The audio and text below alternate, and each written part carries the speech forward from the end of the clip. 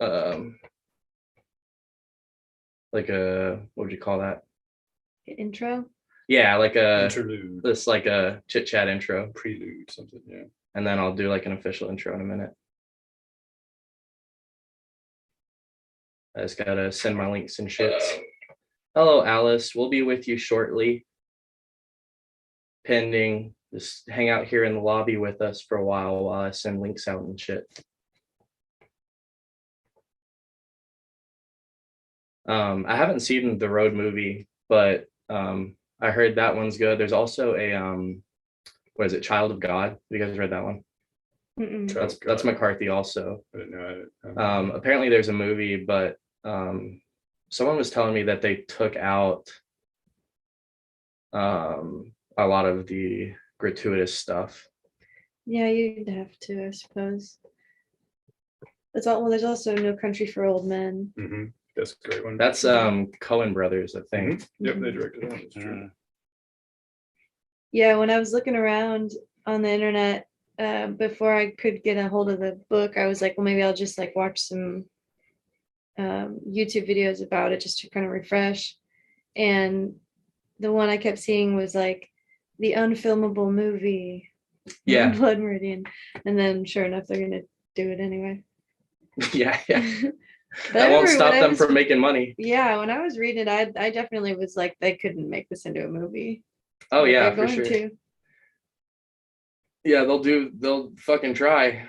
They'll have to probably, minimize some of the violence. There's a lot of stuff in there that is like probably not necessary to the telling of the story that might take away from the effectiveness of a film. Yeah, I don't remember who I was talking about this with, but it might have been Hiatt actually. But the like there's some stuff in there that it's like that would translate weird to actually saying that. Right. But also a lot of what makes Blood Meridian so grotesque is not what's happening, but the way McCarthy says shit. Right. Mm-hmm. So I'm like, I don't know. It might actually be that hard. Like you might actually get away with doing a lot of the scenes just because it's not going to be nothing is as brutal as the way McCarthy puts it to you. Right.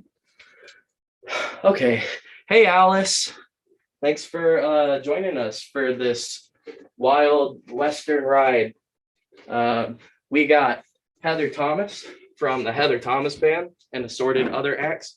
Oh, and as soon as I'd sit down, there'd be someone join the party. Who dis? Neef.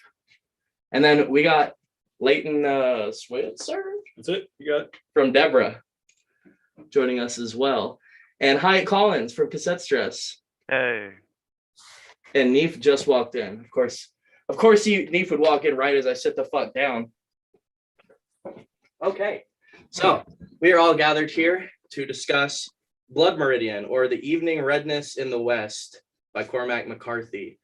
And I can think of no better way to start this, if you're ready, than Heather Thomas's song, Blood Meridian.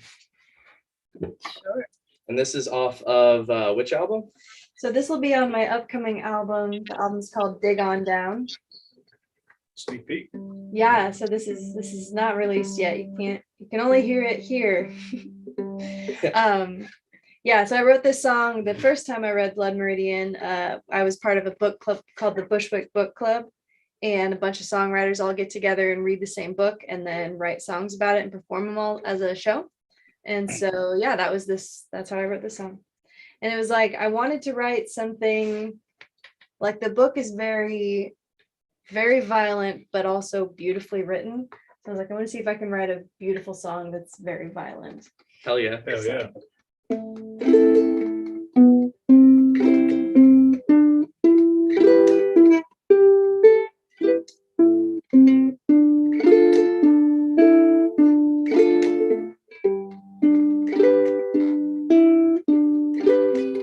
There rode a soul not 6 feet tall, with puckered grin, no hiding sins behind the drunken curling lip.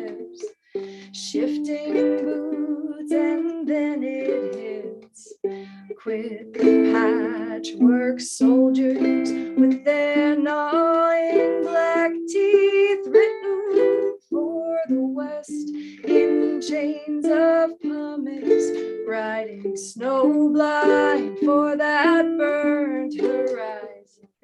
I am not afraid, they say, as bullets rip and ricochet, severed hands and bleeding heels, sulfur stains and crooked wheels. I am not a dead man yet, how sure we are of what we get, until that dry day once you let the hangman. Dark den of tavern spits, with wood smoke, sweat, and poison pits behind the drunken curling lips, shifting boots, and then it hits. I'll shoot you where you stand if I can tell what kind of man you are. Run you down the wicker cliffside, take the pistol from your cold hide.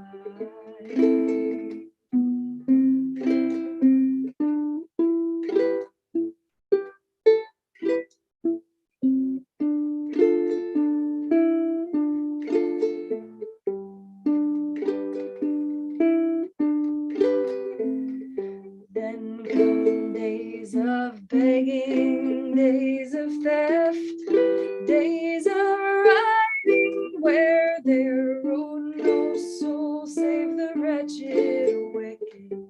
One man gone and another with him, riders on a storm of sand. The boulders tower, exhale as the cracked hooves of their wind-beat horses trudge past thicket bones and scorched limbs. I am not afraid, they say, as bullets rip and ricochet, severed hands and bleeding heels, sulfur stains and crooked wheels. I am not a dead man yet, how sure we are of what we get, until that cold night once you let the hangman take your final breath.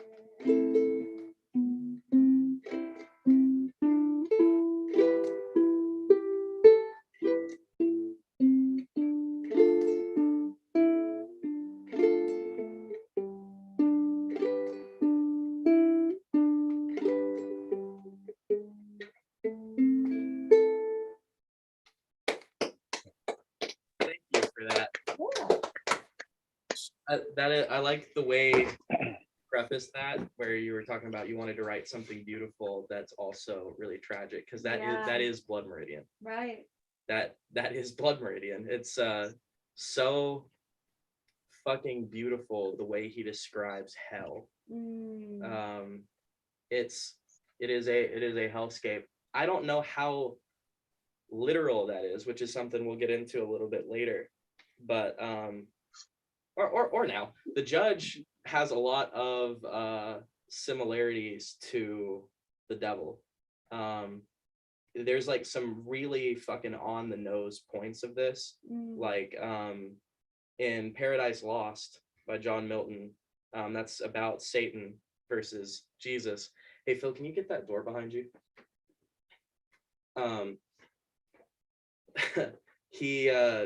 So that's a book where Satan leads his demons into the hills to make gunpowder, which is exactly what happens in Blood Meridian. I don't think it's Glanton. I think so it might be the ex-priest Tobin. It's Tobin, yeah. Is it Tobin? It's Okay. Tobin. Mhm. Yeah, because the kid's telling Tobin how he met the judge, which he met him in the first chapter in that town. But then Tobin tells him, oh, we've all met the judge before we joined the Glanton gang. And the way I met him is we were riding away from the Apaches and we saw the judge shirtless sitting on a rock in the middle of the desert, and he was just waiting there, and he smiled when we got to him like he'd been expecting us. And he's this figure that's just supernatural in his presence. The way McCarthy does it, you could definitely make an argument that that's not what's happening. It's very subtle, right? But like, there's so many parallels. Like after they meet the judge there, he leads them up to a volcano, and he's picking up guano and like saltpeter and different things along the way. And when they get up to the top, he has all the men piss on it, and then he starts kneading it together with his fists, and then he lays it out and dries it on the molten rock, and they make this rudimentary gunpowder and fight off all the Apaches coming up the hill. So it's like McCarthy is very much like, it's like the only kind of hand holding he does in the book, like how on the nose that is. I don't know if I don't know if everyone else interpreted it this way, but also in that same scene you're talking about, Tobin talks about how there was something up there with cloven hooves that had like walked across. Oh shit! Volcanic. Oh yeah. I forgot about that. And like that in my mind was a clear like reference to, you know, Beelzebub. Yeah. Like the cloven hooves. They were saying like a small like antelope or something. Yeah. I didn't even think about that being like a satyr or something like that. Yeah. Fuck, man. Yeah, so it's all over the place. Like in the first time you see the judge, he walks, the kid walks into this church tent where this preacher is giving a sermon, and yeah, here we go. That's funny. I just opened up to this page and there it is.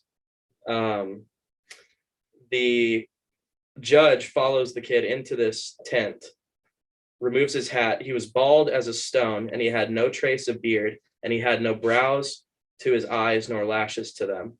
He was close to 7 feet in height, and he stood smoking a cigar even in this nomadic house of God. And he seemed to have removed his hat only to chase the rain from it, and he put it on again.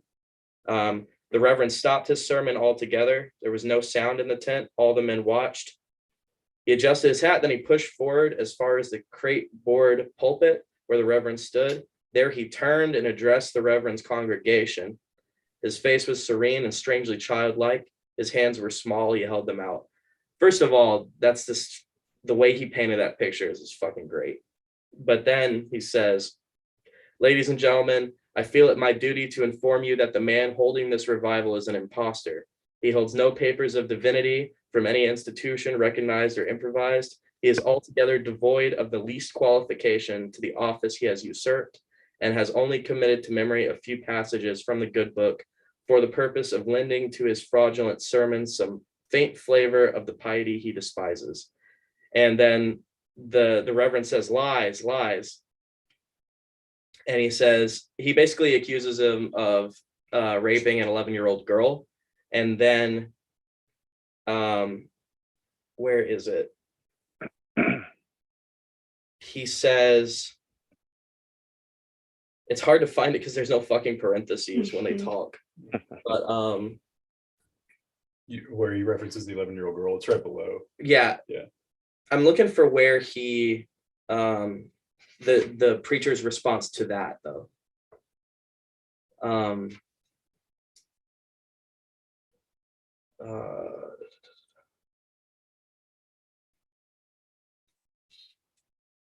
Oh, here it is. Yeah, it's right beneath that. He says the Reverend responds to his accusation. He says, "This is him, the devil. Here he stands." And I didn't think about it at that time. It's like page 7. I didn't think about that. But the rest of the book really emphasizes, like, if he's not literally the devil, he's symbolically the devil. Oh, yeah. For sure. Yeah. Sorry, Hiatt, did you have something?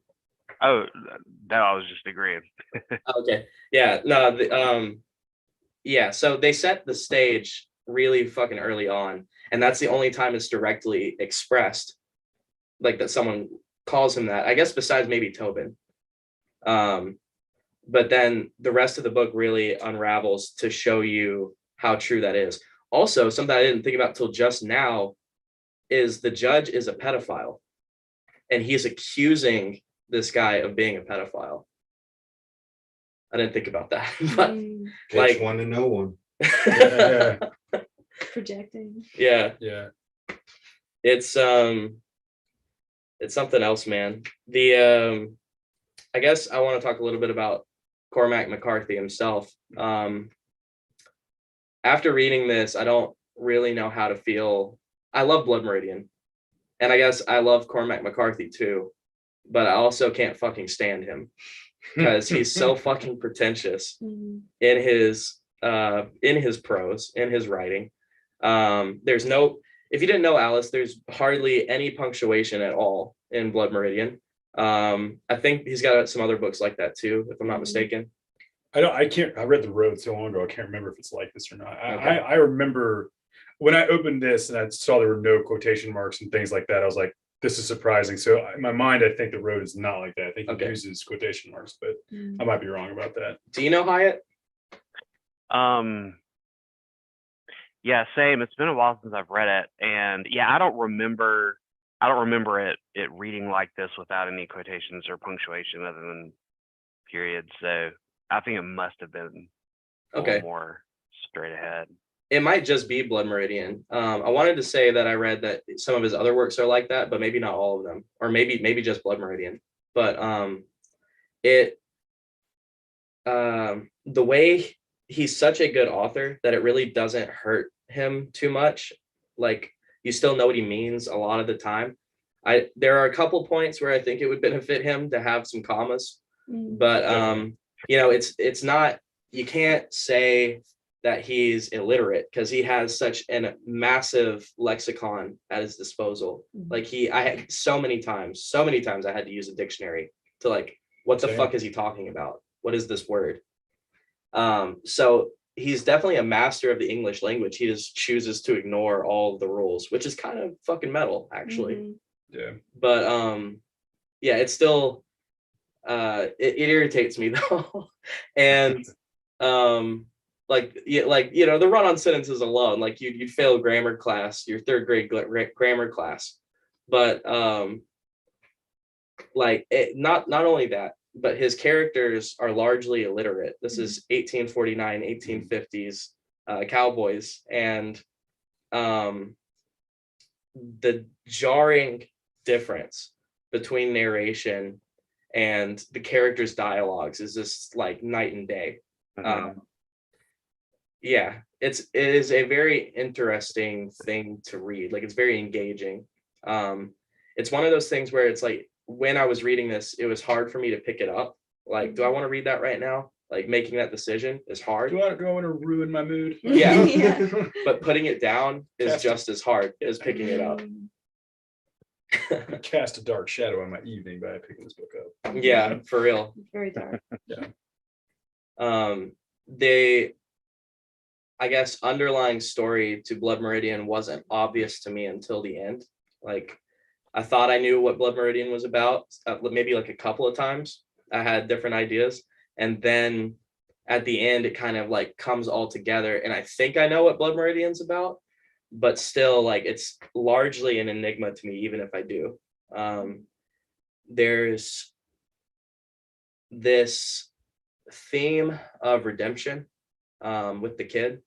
In retrospect, a lot of the more gruesome scenes with the Glanton gang as a whole, you'll hear about Toadvine dashing some kid's head against a rock, or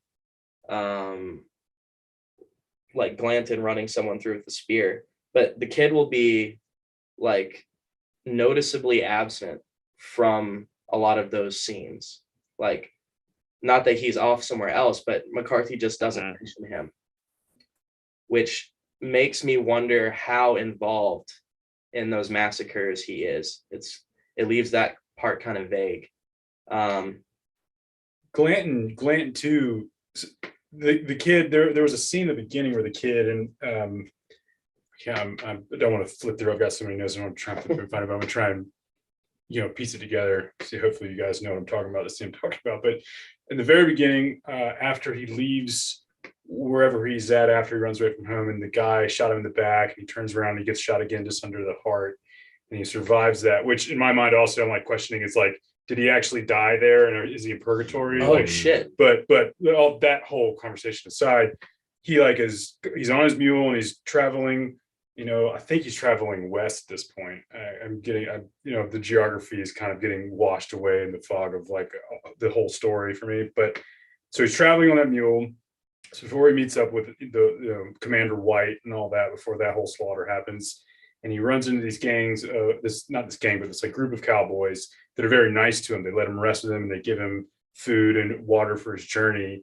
And then he sells them out later on, like the next scene. And I hated that about him. So yeah, you could see him like redeeming there, but Glanton actually, like my first meeting him, like when we're reading, he shoots the cat and shoots the chicken with the pistols that the judge gives him. And I just like fucking hated that dude, because, don't fuck with cats, right? You fucking killed a cat immediately. And then he saves that dog later on. When everyone's like, you can't save that dog, he's mean, whatever. He's like, anything they can eat, like I can manage. If an animal can be manned, I can man it or something like that. Exactly. So, and then he like comes to really care. I think he comes to really care about the dog. So I see redemption right there, potentially. I don't know how. So That's interesting. Admission, I haven't finished it, so I don't know if Glanton's story takes a 180 back the other direction. So I don't think that's necessarily wrong because it is vague.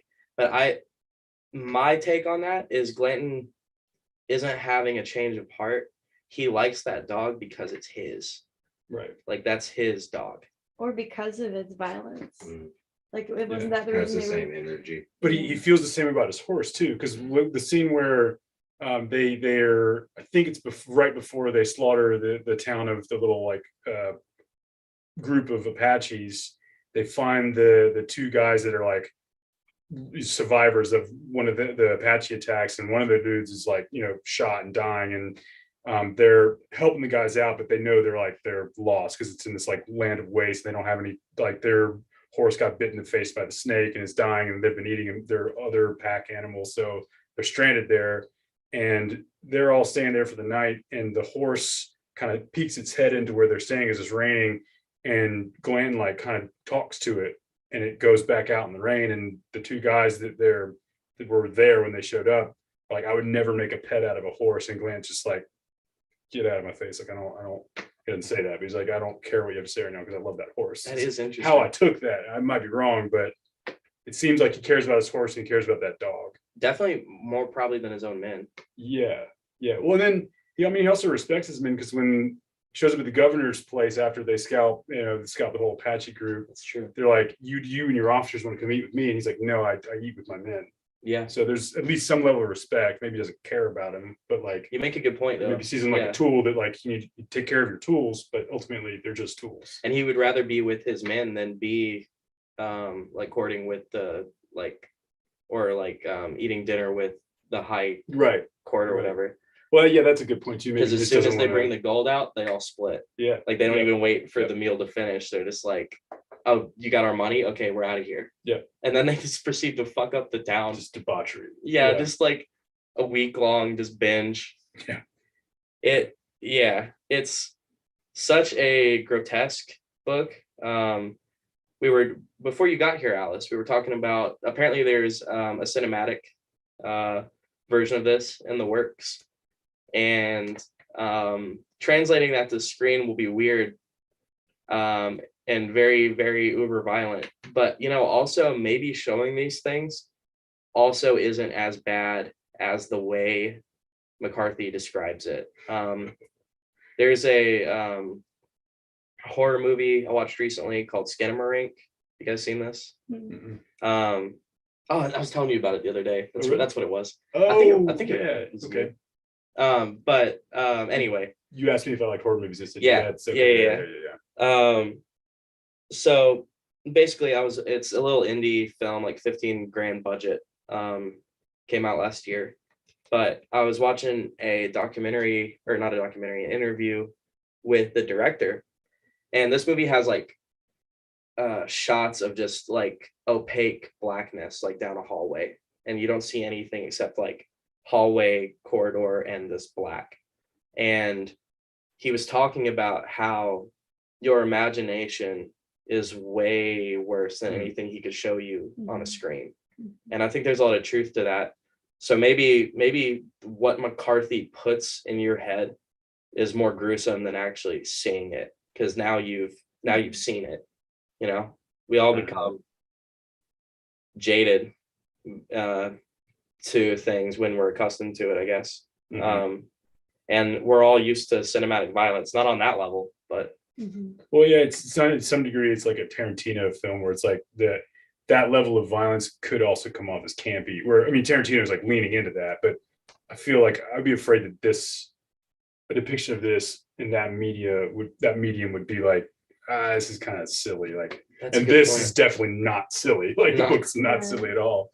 You make a really good point. If you just have all this comedy, or not comedy, you just have all this violence, Gore, it's like it might even just seem like, oh, you guys just made it a fucking try hard, edgy slasher flick. Yeah. And it's like, Yeah. instead of what it is. Yeah, it's doing a disservice to the IP, like the subject matter for sure.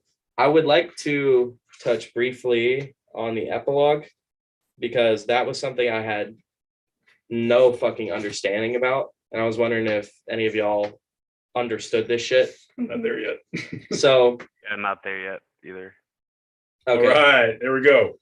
Brother, Yeah. up there. Well, I got about 2/3 of the way through it since yesterday. What page are you on? I'm probably about the same spot. I'm at page right at page 200. Yeah, I'm 223. You're a little bit ahead of me. Okay, cool. so after the book ends, which you guys should definitely go back I'm and gonna finish finish it. it. Yeah, I'm finish Oh it. definitely. yeah.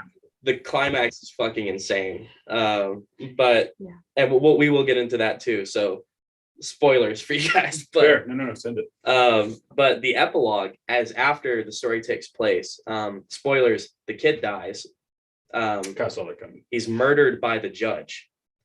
Didn't see that coming necessarily. But makes sense. But the very so that happens and the book ends, and then the epilogue, I'm just going to read it because it's a paragraph. In the dawn there is a man progressing over the plain by means of holes which he is making in the ground. He uses an implement with 2 handles, and he chucks it into the hole, and he enkindles the stone in the hole with his steel, hole by hole, striking the fire out of the rock which God has put there. On the plain behind him are the wanderers in search of bones, and those who do not search, and they move haltingly in the light like mechanisms whose movements are monitored with escapement and palate, so that they appear restrained by a prudence or reflectiveness which has no inner reality, and they cross in their progress one by one that track of holes that runs to the rim of the visible ground, and which seems less the pursuit of some continuance than the verification of a principle, a validation of sequence and causality, as if each round and perfect whole owed its existence to the one before it. There in that prairie upon which are the bones and the gatherers of bones and those who do not gather. He strikes fire in the hole and draws out his steel. Then they all move on again. I don't understand this at all, but what I think we're reading is train tracks. Like That's what that Making- sounds like to me. making Yeah, train like the- tracks Yeah, like the coming of the Or railroad. fence posts. or fence posts. Or some sort of mining. Yeah, industrialism for sure. Like, So there's a part in the book where early on where he's talking to the guy in the little shack, and he's Mhm. saying, do you believe a man could make a machine and then a machine to make a machine? And then there's like this, I think you have it highlighted in yours somewhere kind of early on. But You can try so to- there's like Cormac McCarthy wrote this in the 70s, during like Vietnam and all that. And so, some people say like it's his kind of critique of war in general. But Military the industrial idea that complex, like yeah. this guy is kind of predicting a future where there will be machines that make machines Yep. and that removes the human element from it. Yep. So that seemed to me is like so many years down the road, like there's a quote in the book about how the peak of the sun in the sky is also its downfall. And it's this time in history was so incredibly violent, and it will never be repeated again. And this is showcasing that very height of violence. Like this was about as violent as it got. And then what comes after that is that it dies. Like that period of time doesn't keep going forever. We're not still in that period of time. And so I see the epilogue as kind of like time has moved on. We're no longer killing each other. It's just like this kind of lifeless machinery moving across the landscape. And even the people gathering bones or not gathering bones are devoid of this Purpose. humanity or this purpose. Yeah. So I think the epilogue is just like moving on and showing you that like, and then it was over and it wasn't like that anymore. And now we have what we have now, which is machines and this lack of intense violence. And just to piggyback off of what you're saying, I mean, and you framed it in a unique perspective too, different perspective than necessarily I had, but I definitely got kind of a similar vibe from the get-go, really, that the judge definitely represents the devil, Satan, but Cormac McCarthy, this seems to me like definitely a critique of like industrialism. Like he is an industrialist. He's looking for ore. He's like naked in a lightning storm praying to like the gods or whatever. He's like, that to me kind of is like, yeah, and I know what quote you're talking about too, where he's predicting the machines making machines. And I was like, that you could we're here. He predicted that. He didn't know about AI back then, probably, but that's exactly what's happening. He's like, this is a more in-depth critique of just like the military industrial complex and just like technology in general, I feel like.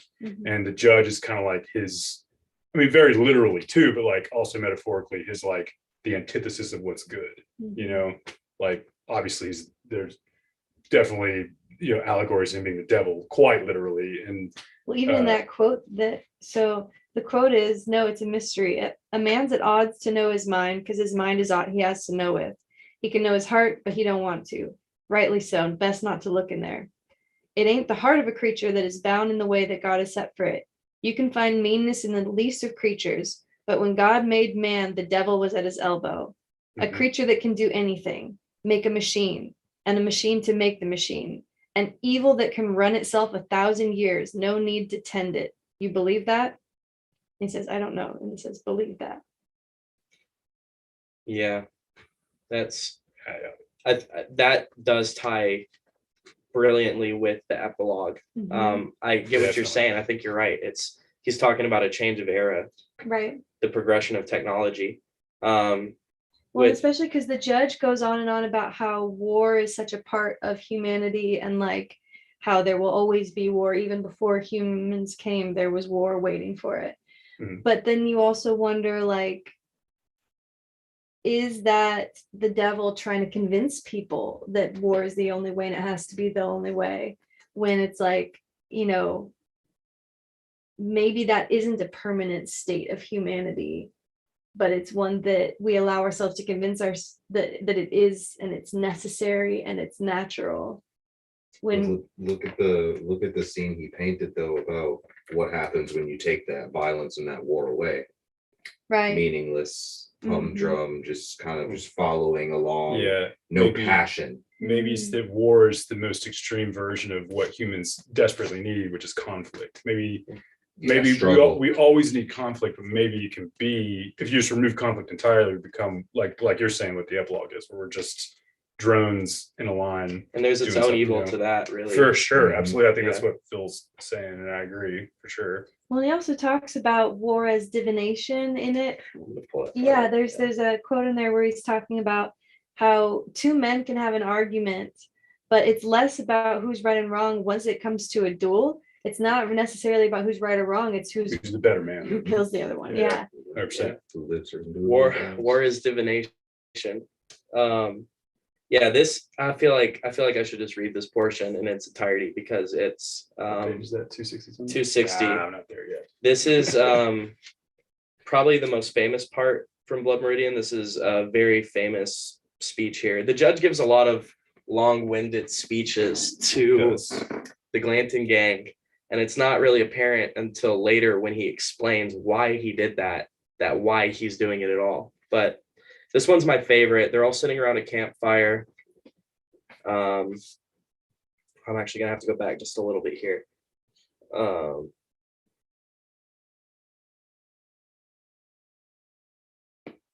The judge cracked with the back of an axe the shin bone on an antelope, and the hot marrow dripped smoking on the stones. They watched him. The subject was war. The good book says that if he lives by the sword shall, excuse me. The good book says that he that lives by the sword shall perish by the sword, said the black. The judge smiled, his face shining with grease. What right man would have it any other way? The good book does indeed count war and evil, said Irving, yet there's many a bloody tale of war inside it. It makes no difference what men think of war, said the judge. War endures. As well ask men what they think of stone. War was always here. Before man was, war waited for him. The ultimate trade awaiting its ultimate practitioner. That is the way it was and will be. That way and not some other way. And then later on, skipping a little bit, he says, men are born for games, nothing else. Every child knows that play is nobler than work.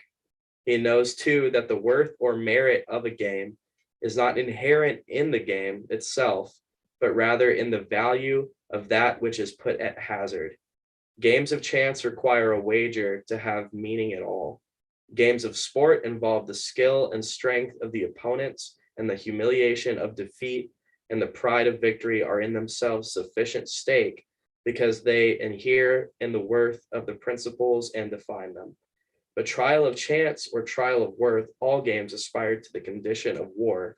For here that which is wagered swallows up game, player, all. So what he's saying there is that war is the ultimate game, because the stakes cannot be higher. Mhm. And the reason for it is the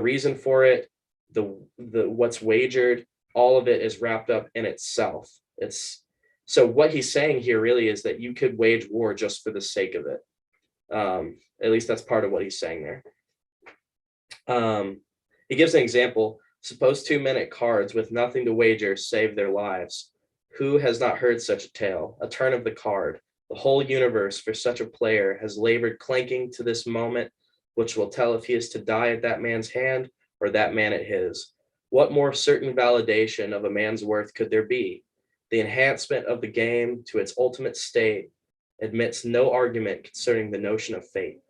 The selection of one man over another is a preference absolute and irrevocable, and it is a dull man indeed who could reckon so profound a decision without agency or significance either one.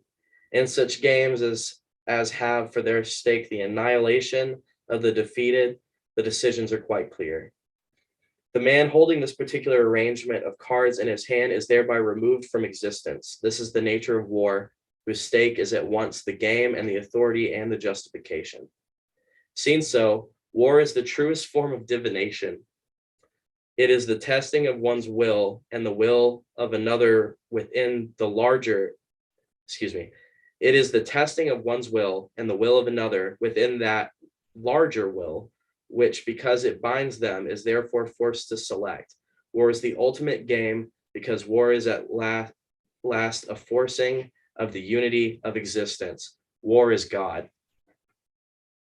I feel like that sums up the judge, his philosophy really well. He gives several speeches like this, but that there's a reason that's one of like the greatest speeches in like maybe like ever in literary history, because what he's saying here, you can construe that a few ways. Like something you pointed out earlier is that true, or is that the devil convincing man that's true, right? Mhm. And it makes you think about that as the reader. And I think McCarthy's trying to get you to think about morality itself and the bigger questions. There's several examples where he does shit just to mess with the Layton gang. Like after they raid an Apache village of women and children, the judge takes a little boy with them. Mhm. And he's like playing with them and like feeding him. The other guys are like making him laugh and like, Yeah. it's almost like they're starting to like kind of like the kid and like want to look after him. It Yeah. dramatically changes. And then right before they get back to, I think it's Chihuahua City, the judge kills the kid and scalps him. And Toadvine gets really upset by this. He's like, "You son of a bitch, I'll fucking kill you," or something like that. And he puts a gun to his head. And the judge is like, "You either shoot me now or you put that down." And eventually he drops his gun, which is funny how many times the judge is like right so close to death and it doesn't happen. Mhm. But that scene really fucked with me because it's like we just saw Toadvine kill all sorts of people, but this bothered him. Mhm. And I think it made him, the character, ask himself, why did that bother me? Mhm. And it makes you as the reader ask, why did that bother him?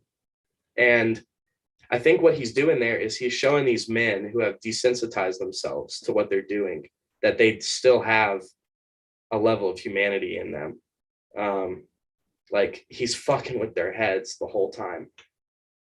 You said that Toadvine kills a kid, and I was curious if, because maybe I'm not there yet. Maybe that happens after he gets pissed off at this moment, which would kind of make sense because Mhm. before the children that or the babies that I read got killed or dashed were the Delawares at the Apache raid. They had one It was the locked out. no, you're right. It was the Delawares. Okay, That's I the was- scene I was thinking Yeah, about. yeah. Yeah, Right. one under each arm. Yeah, I thought that was dashes them. Toadvine. You're right. That's the Delawares. Okay, yeah. So Yeah.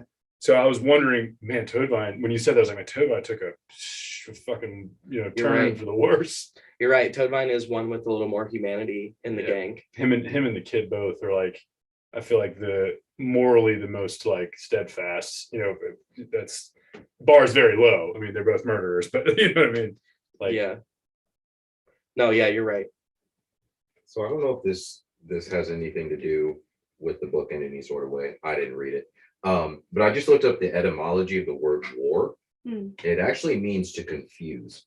It has nothing to do with violence. that's crazy. Really? I didn't know that. What's like does it, like if you're looking at etymology, what's the root? So Greek. I don't know how to say these words. Old English and Old French is Really? WYRRE and then WERRE. Where? Yeah. And then it just It comes means from to the word confuse or to confusion? perplex. Wow. Hmm. That's interesting. I don't know what to make of that. Yeah. Well, I don't mean, know. if you're thinking about how often the themes of this book are very confusing, where you go like, this violence seems to not bother anyone, but this violence does. These people were spared, or these animals or whatever were spared, and these ones were not. And you go like, but why? Why is some of it seemingly, like why are people drawing lines in these places? The kid can be so violent in some places, and then other times he seems kind of not into it. And you're like, why? Why is it sometimes and not other times? And it is kind of confusing. And it is very unclear what the motives are. There's like the motive of money, but it seems like that's only a small motive to them. Like there's also all these killings it's that, peripheral. yeah. Yeah. Mhm. It was that part you were reading, Alex, that was where he says that war is God. War is God. Yeah. That made I me love look that that shit. up. Yeah. And if you think about it, with what you have said, Heather, it's like God is confusing in that way. It's like God is supposed to be good, but bad things happen to good people. Bad things happen to God's people. We are made in God. They always reference the Bible. We're made in God's Yeah, image. we're Yeah. W-E-R.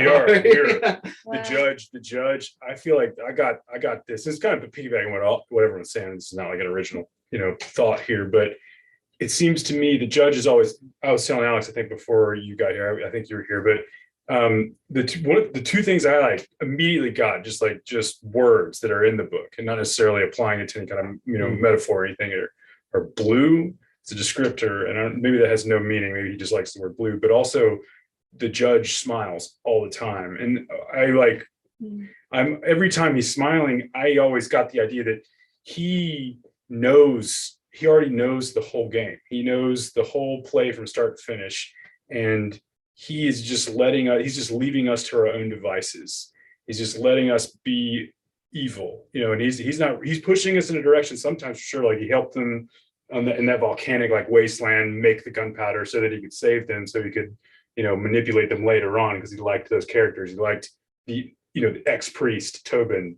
It's not a coincidence he's an ex-priest, and he doesn't even like the judge. It's not like the judge totally corrupted him. He knows, he's aware that the judge is bad or evil. He talks about how Glanton and him have this covenant, this dark covenant all the time. So he's very much aware that there is something very insidious with the judge, whatever. He can't obviously articulate it, but in my mind, it's like the judge is just letting us humanity be humanity.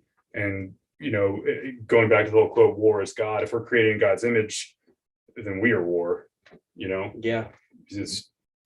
That's kind of one of the things I picked up. Several of the things you said play out towards the end, which I think that's just really insightful, because a lot of that comes forth at the end with the judge is totally it's like he can see the future or something, because he knows what's going to happen, and he either orchestrated it or he's just in on this cosmic joke that's happening. Yep.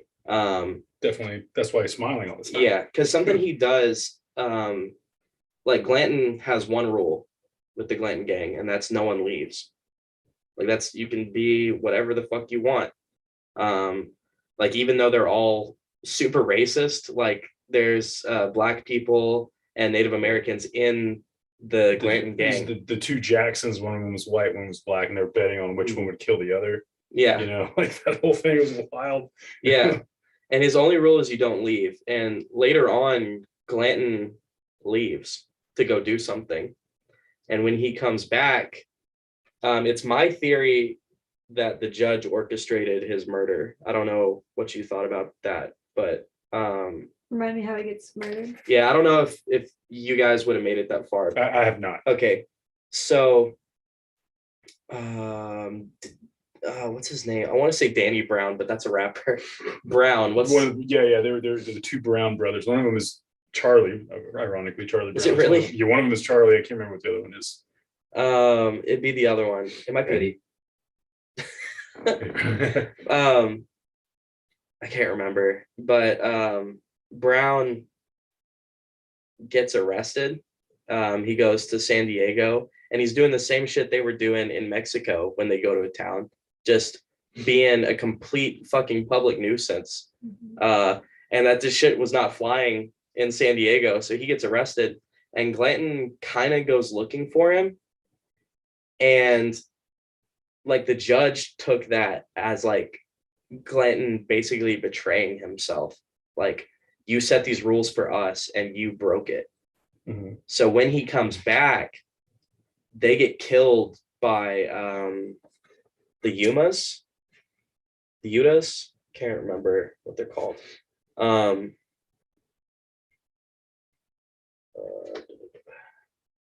tribe, they get killed by a tribe of Native Americans. It's not Apaches, because this is in America, in North America, excuse me. I can't find, I thought I saw it a minute ago. Anyway, they all get killed, and it's not clear that the judge was in on that, but later on, the kid gets arrested, and he tells the authorities that the kid set up a deal with the Yumas to wipe out the Glanton gang. So it's like, why did he tell them that?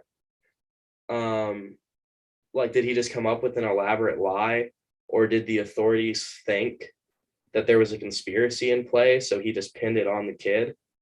But it really felt like, there's a lot of reasons that it really felt to me like the judge had Glanton and the gang killed.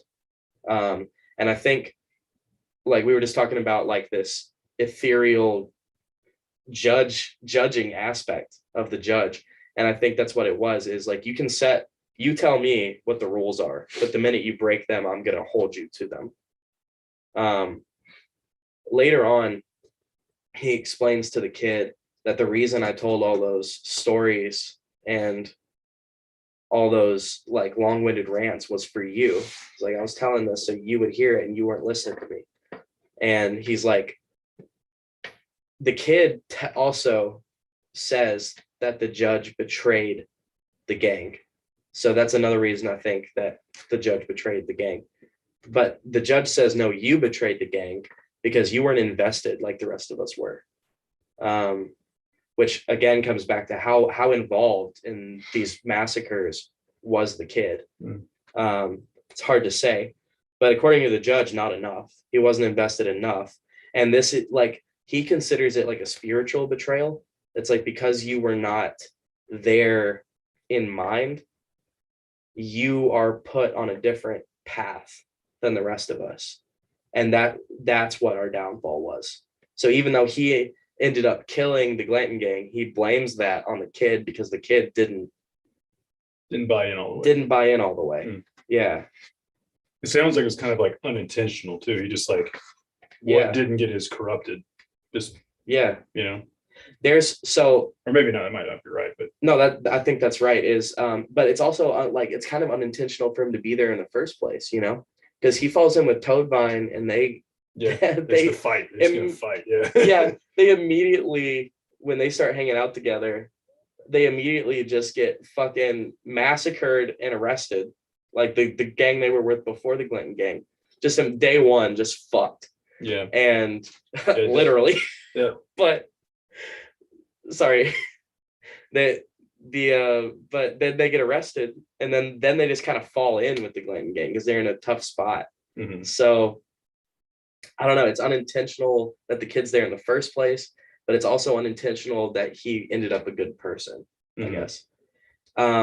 After the Glanton gang gets broken up, we get like a little time skip, and the kid becomes the man, and he's like grown up, like he's matured a lot. He's not this hardened person anymore. And we see some examples of him. Like, there's this old lady that he comes across this group of travelers that were massacred, and like that affects him in a way that it definitely wouldn't have when he was the kid. And so he runs down there, and he's like, there's this old lady just sitting up like on her knees, and he's like, Abuelita, let me help you. And he like shakes her, and McCarthy says she's completely weightless, and that she's been dead a long time. She's like mummified. Yeah. Oh shit. And we see this glimpse of humanity, like he's changed since all of that. And it's too late. Like, you can't do anything, but still like in his heart, he wanted to save her. But then right after that,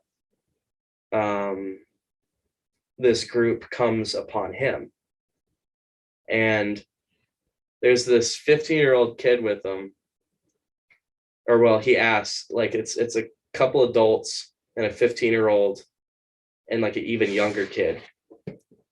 And this one kid's just talking shit to the man now. And he asks him, he's like, how old are you? And he's like, that's none of your business.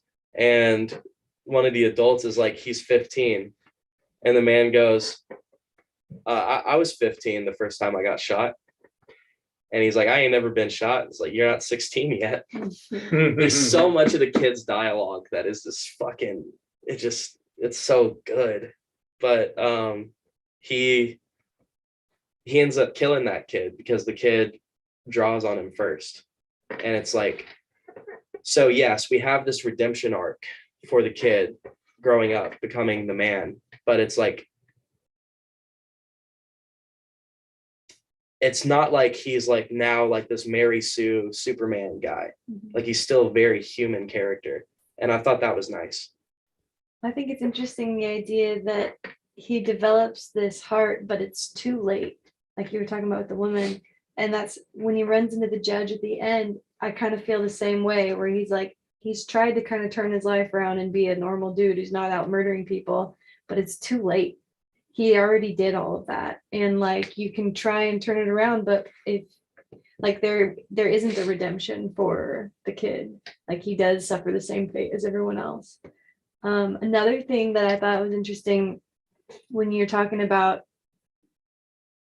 this brings back something you brought up earlier, how what if him getting shot in the beginning put him into this purgatory, and then if we're thinking kind of supernaturally about this weird journey, and then he runs into this other 15-year-old kid and then shoots that kid. Symbolic of himself dying. Yeah, is he the one who kind of comes back and kills himself? Mm-hmm. And then like, because that also could explain why the judge is the devil who knows everything and is testing him in all these ways. It's like, if you're in purgatory, you're like, are you going to go up or down? Yeah, you're in a holding pattern until and you're going to get tested as much as possible with the most vicious, terrible, awful things.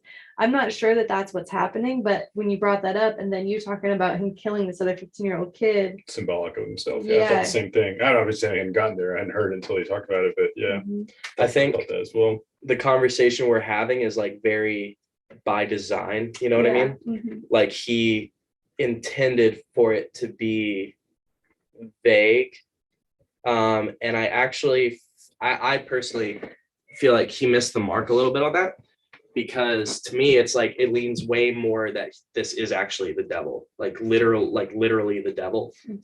There's a few parts in there that really I would point to as like, yeah, no, he's a supernatural entity. Like the coin trick, do you remember that part?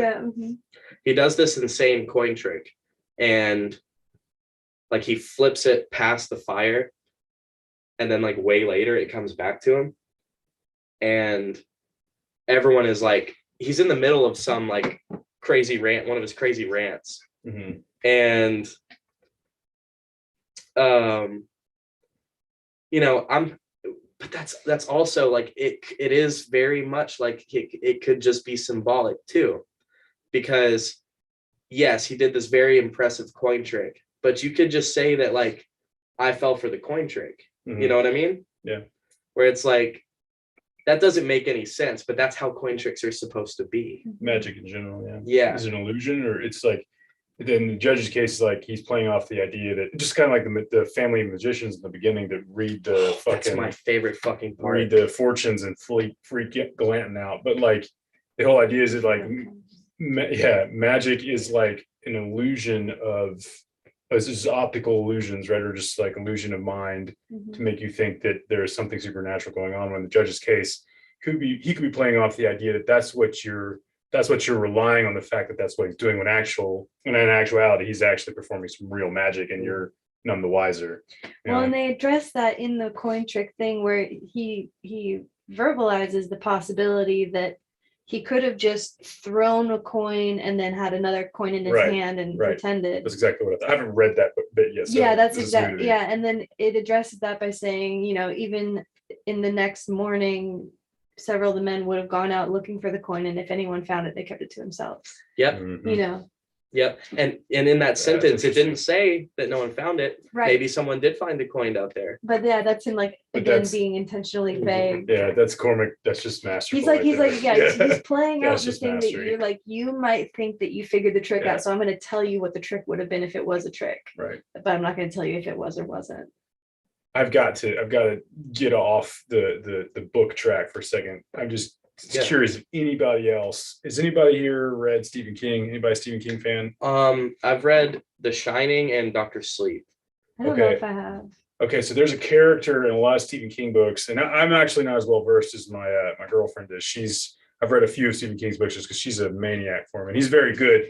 I think Blood Meridian is superior. I think Cormac's a more superior writer or a superior writer. This is my opinion. But the thing with Stephen King is he's just, I mean, it's prolific. There's so much out there that he's written. There's a character that shows himself multiple times in Stephen King books. Sometimes he goes by the name Flag. Sometimes he goes by the name Man in Black.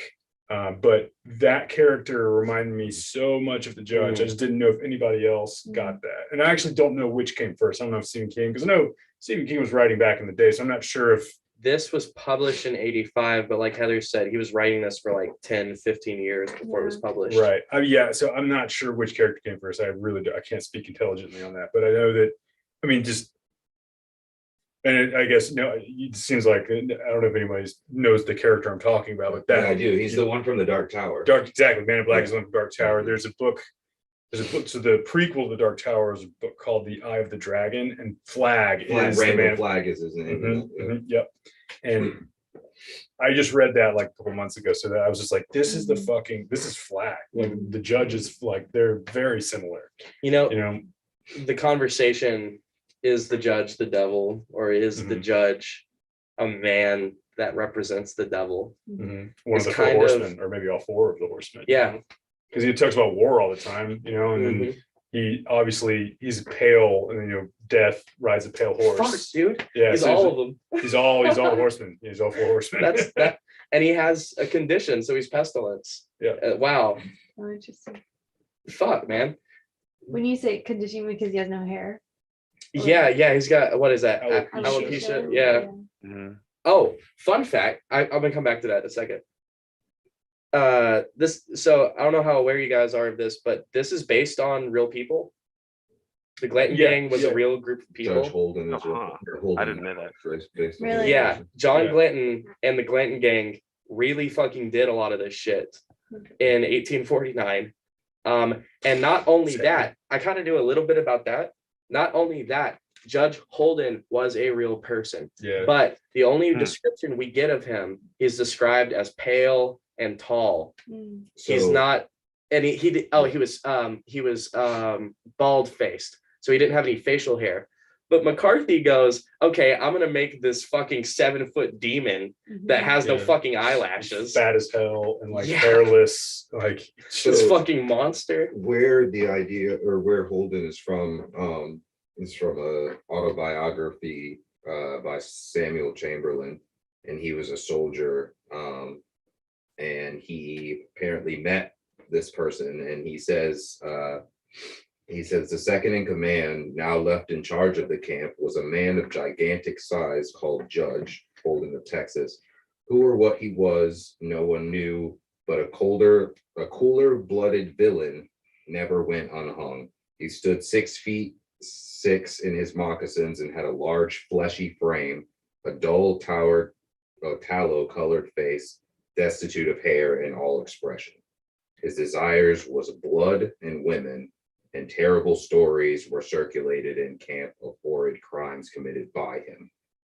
So, yeah, this guy apparently was actually fucking nuts. That's a fucking monster. That's fucking great, Yeah. and I can totally see how McCarthy read that Mhm. and then was got like, it. "This is my character." Bro, so I looked at the picture. I put in Judge Holden on Google, and the pictures of him on Google are terrifying. I want to see. No, He I'll look. looks horrible. Show us and then show Alice. Hold on, let's see.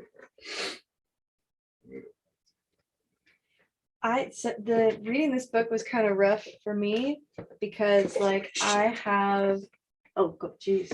Yeah, like Yeah, Oh, it's- hell yeah, no. yeah. Actually, looks a I little saw like some Crowley. of those when I was looking up videos. this work.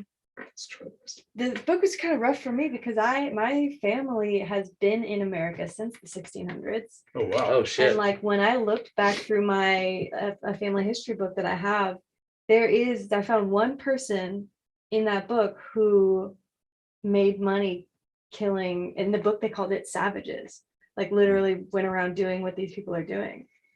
And so it was rough for me. Is your ancestor Judge Holden? Probably not. Maybe. But like, reading all this and kind of confronting the reality that this is like a fictional account, but of real events that happened in this country. And like, and you can't even claim like, oh, well, not in my history. Cause like it is in there somewhere, there are people in my family lineage that are responsible for like grotesque, terrible, awful things. Yeah. And so reading this book, you're just like confronting that and being like, whoa. Yeah. It's not a long time ago either. Right. Like this is 1850. That's 70 years ago. Yeah. That's nothing in the expanse of human history. Right. It feels like that. It feels like forever ago. Like even something like World War II feels like forever ago because of how, at least in my opinion, because of how quickly technology progresses now. So it's like, so I feel like art is kind of the same thing. Like we don't have, they're not going to look back and go like 2010s music, like they do like 70s music, 80s music, 90s music, because shit changes like way quicker than a decade now. It doesn't, nothing takes a decade to change. Decades forever. Yeah. It's interesting you brought that up about World War II because and like technology progressing, like technology really took off because of World War II, like in a whole just skyrocketed, but also Literally. like the industrial era too. of like the trains and all that shit was a boom in technology for them too. So it's kind of like I wonder what Blood Meridian would be like if you wrote it now. He is coming out with 2 new books. I saw Cormac McCarthy has Really? announced that 2 new books are coming out. That's what's up. Sequels to Blood Meridian? Who knows? It could be anything. I think I saw that last year sometime. That's cool. Yeah. I'm definitely going to read more of his work now. This is the first Cormac McCarthy I've read. Yeah.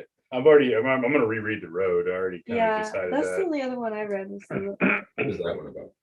it's like a post-apocalyptic. Yeah. There's actually a very good movie. It's funny because Cormac McCarthy's he's kind of lucky that his books have been turned into excellent movies because No Country for Old Men was excellent as well. That's another one of his books that's very good. But The Road, it's got Viggo Mortensen in it. I'm a big fan of Viggo. Nice. Yeah, it's a very, very good movie and a very good book as well. It's just like about a father and son kind of journey. He's trying to get him to like a safe place in this post-apocalyptic world. It's just like their kind of journey and their kind of growth, The other one that comes to mind is I think it's called All the Pretty Horses. I'm not familiar with I that think one. that's another Cormac McCarthy or something like that. Actually, he's got a thing in the back of this. That's a good call. Yeah. That's the first one that comes out. All the Pretty Horses. Yeah, you're right. The Crossing, Cities of the Plain. Was it what you said? The Children of God or Child of God? Is that what you said? Hiatt, was it you telling me about Child of God? Oh no, it was no, I haven't read that one. It was Josh Sullivan from Year of October. Shout out to Josh. Child of God. Oh yeah. Counselor, Orchard Keeper, Outer Dark, Stonemason, The Sunset Limited, and I don't know how to pronounce it. Sutri. Sutri. Apparently, Child of God is a movie that James Franco directed. Oh. And when he tried to direct Blood Meridian, Cormac McCarthy was like, "Fuck you." He's like, no. Absolutely not. Because apparently Child of God's not a great movie. But you're right. Like a lot of his works turned into some great shit. No Country for Old Men. I don't even like Coen Brothers, but No Country for Old Men slaps. That shit's awesome. I haven't seen that one. Oh, it's good. Oh man, it's Creepy. Javier Bardem plays. Kills it. Yeah. Anton Chigurh. He's it's great. It'd be interesting to see what they do with the Blood Meridian film. I was thinking about how you were saying the idea of a dark hallway being your imagination. And I was thinking how you could do that with some of this would be like in the more brutal, gruesome scenes. Like if the screen went black and all you heard was audio. Oh, ugh. Like dude. Okay, screams and so- gunshots. And guts ripping So- and smashing and bones. yeah. ripping. I- The sound of gore. I didn't really have an idea of what this. book You was should gonna direct be. the Blood I've Meridian. I've For been it. sending emails. I For tell it. you, no one's For getting it. back to me. Actually, the only person that actually responded to me was Cormac McCarthy's literary agent, and she said you should just contact the production company. Hell yeah. And so I contacted them, and I was like, "Hey, this person said to contact you, but they haven't gotten back to me." Well, Cormac McCarthy, I know you're watching this. Yeah, I know you're a huge fan of the show. You definitely need Heather's song that you heard earlier in Blood Meridian because yeah, I have a fully definitely. produced version. It sounds really eerie and dark and spooky. So Is that on Spotify, by the way? not yet. It'll be coming out with my new album Great. as soon as I can get that together. oh yeah. Yeah. And if it's not in there, we're gonna take the movie and then splice it in there. Yeah, we'll just add it And then afterwards. resell it. When Yeah. I'm not That sure sounds because legal. obviously it's a different rendition legal. playing on the Yeah. ukulele, but have Yeah. you played that at Underdog? Yeah, I thought mhm, so. I did. I came out front and played ukulele on it. Yeah. Oh, you did? Okay, Mhm. yeah. Mhm. Yeah. That is a Ben really loves that one. Ben's always like, "This is my favorite." it's probably my favorite song also of yours.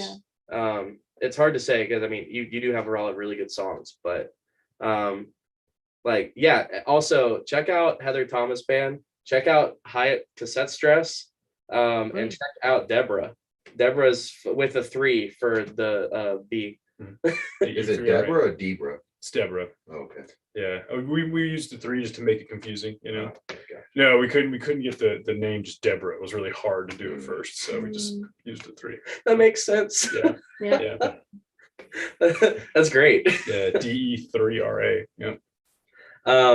We'll come back to this in a minute, but do you have anything coming up you want to promote? Well, so we just actually picked up a show at Acme Feet and Seed Friday.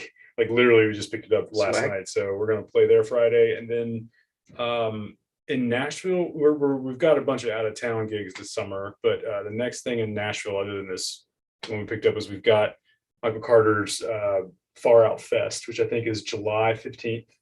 That's going to be at the East Room or the Cobra. I think that whole event, it kind of goes back and forth. So it's multiple days, multiple bands. And so I think we're Saturday. I think that's at the East Room, but it's either at the East Room or Cobra. And then we're doing Possum Stock, which is in Clarksville. That's going to be in September. And that's kind of it. All that we have like kind of here or close to here in town coming up. So Right on. What about release wise? Got anything coming up? Swallow's going to be released in June, and I should know, but I don't. I think it's June 9th. I think that's a Friday. It's one of the Fridays in June. I don't. It's coming up though. It's coming up soon. It was such a pleasure to see you guys play at Cobra a few weeks ago. Yeah, That was thanks, man. fucking tight, dude. Thanks, man. I appreciate that. You got That was a anything? good show. You got anything coming up, Heather? Yeah, my band is playing at Tennessee Brewworks on June 6th. It's kind of an early show. We play at 5:00. Is that a Friday? It's a Tuesday. We Tuesday, we played okay. the first Tuesday of the month down at Tennessee Brewworks. And then I haven't announced this yet, but I am planning on releasing the first song off of my album on July 7th. Okay, cool. Yeah, so I got a song called If I Die. That's gonna be the first one. Thanks for Hell the yeah. exclusive. Yeah, no kidding. Is it the same kind of vibe as what you played earlier? No, it's kind of more of like a rock feel, kind of Hell yeah. Americana. Hell yeah, cool. Yeah. Very cool. Yeah, this one is more acoustic, folky. That one's more like full band rock. You Hell said yeah. June 6th is when you're playing. Yeah, that's when we're at Tennessee Brewworks. Cool. I have a Yeah. calendar for these things. So Cool. Yeah, put it in there. what you got coming up, Hiatt? Let's see. Got a couple at Springwater. Got one tomorrow. June 17th. We're playing Dark Matter June 29th, and we're also doing a Far Out Fest. Oh, Hell yeah. hey, cool. Right on. Yeah. What day y'all playing? Actually, I don't know. I need to find out. Cool. Well, I will definitely be there either way. Right on. Cool. Yeah. You said you're playing tomorrow? Yeah. Spring. Where? Springwater tomorrow? What Springwater. time? Yeah. I think show starts at 9. I think we may be playing last, but you know that could change. That's what's up. Gotcha. Yeah, I've already got that one written down. I'll be there. Appreciate it. Yeah, they so hard back to Blood Meridian. There's a part I love all of his speeches, but he gives a speech at one point where someone asks him so he's always keeping a notebook. That's the other thing about the judge is he knows like 5 fucking languages. He knows how to dance and play the fiddle. That is actually, according to what I was reading, accurate too. It's He a judge did holder. know Oh, a shit. shit ton of languages and could play a bunch of instruments. Like was Wow. the smartest man. He said he described him as the smartest man in New Mexico. Fuck, man. Okay. So you have this huge albino giant that's running with these savages and is like super literate. He names his gun. Do you remember this? Oh yeah. I wish I could find that part. Yeah, he did his Latin quote saying, at Acadia Ego. yeah, Which just means yeah. It was like also in. I'm sorry. Go ahead. No, you're right. It's I, and then in quotes because it's supposed to be I as in death. I, death, am also in Acadia. Yeah, which is basically just saying death can be found even in the nicest of Yeah. places, Yeah. which is yeah. some devil shit. Oh yeah. Yeah. Is this It sounds like the real guy might have actually. He was a Yeah. candidate for the real thing. that's so wild. Yeah. Yeah, It's heavy. it's got to be like one of the most like intriguing characters in fiction. Like, and then yeah, like like direct parallels like Paradise Lost also, but he's always cataloging things too. Like anytime he comes across any new flora or fauna, he documents. Yeah. Because they're going through like these wide expanses of uncharted territory. Oh God, what's that? I could try and find it, but there's that quote where someone is like criticizing him for that. Someone's That's like, what I was going to talk about. You can't Yeah. put everything in existence Oh, yeah, in that's that right. book. And he's like, well, anything in existence, if it's If it's not was by it- my consent, yeah, or if If it exists without my knowledge, it exists without my consent. that's what it is. consent, but also he says that if you're in a false book, then it's something about if you're in a false book, then you're not in a book at all. You're no book at all. I got it on No. 207.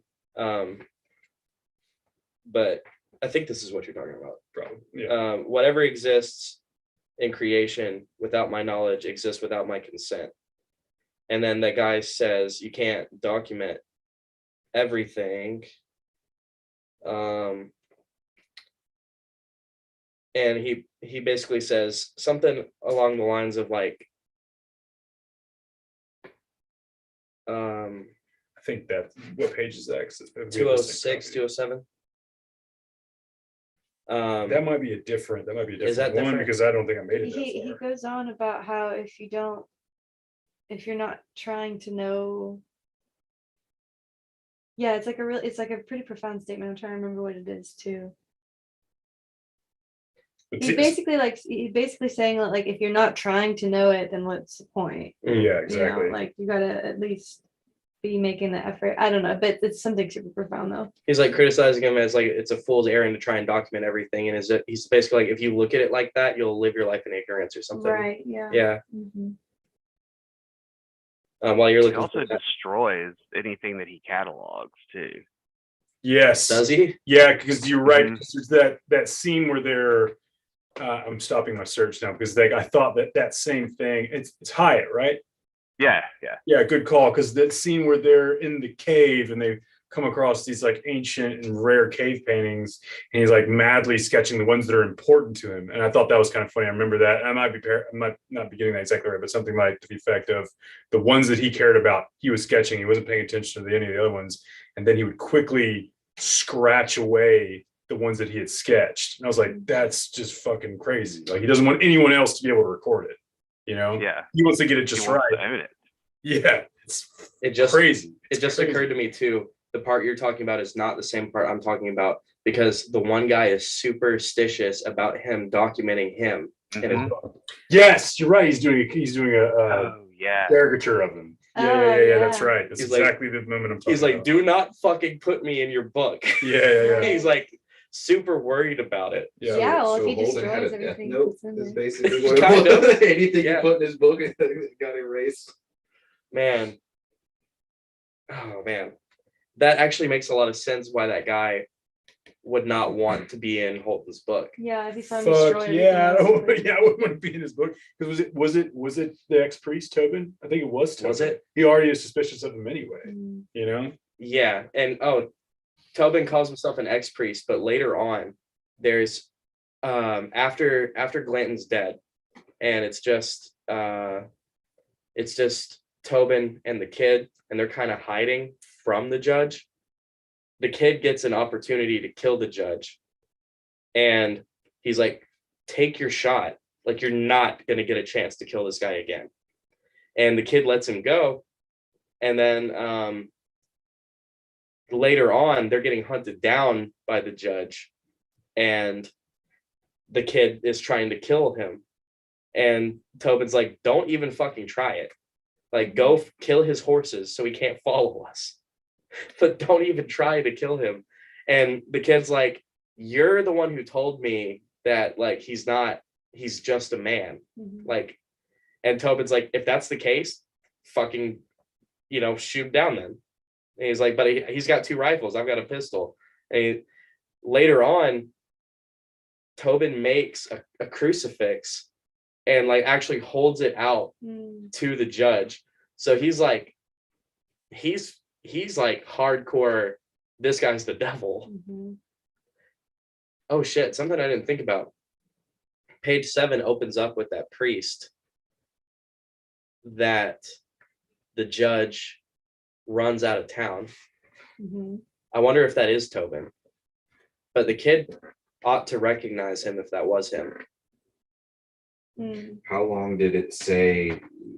That was a They said preacher, not a they priest. they all met the judge before they ended up with the Glenn gang and running with him. So how long, what was the period of time between When the kid, when the kid would have seen the priest and when he would, like, not a long time, when Tobin showed up? maybe like a year at most.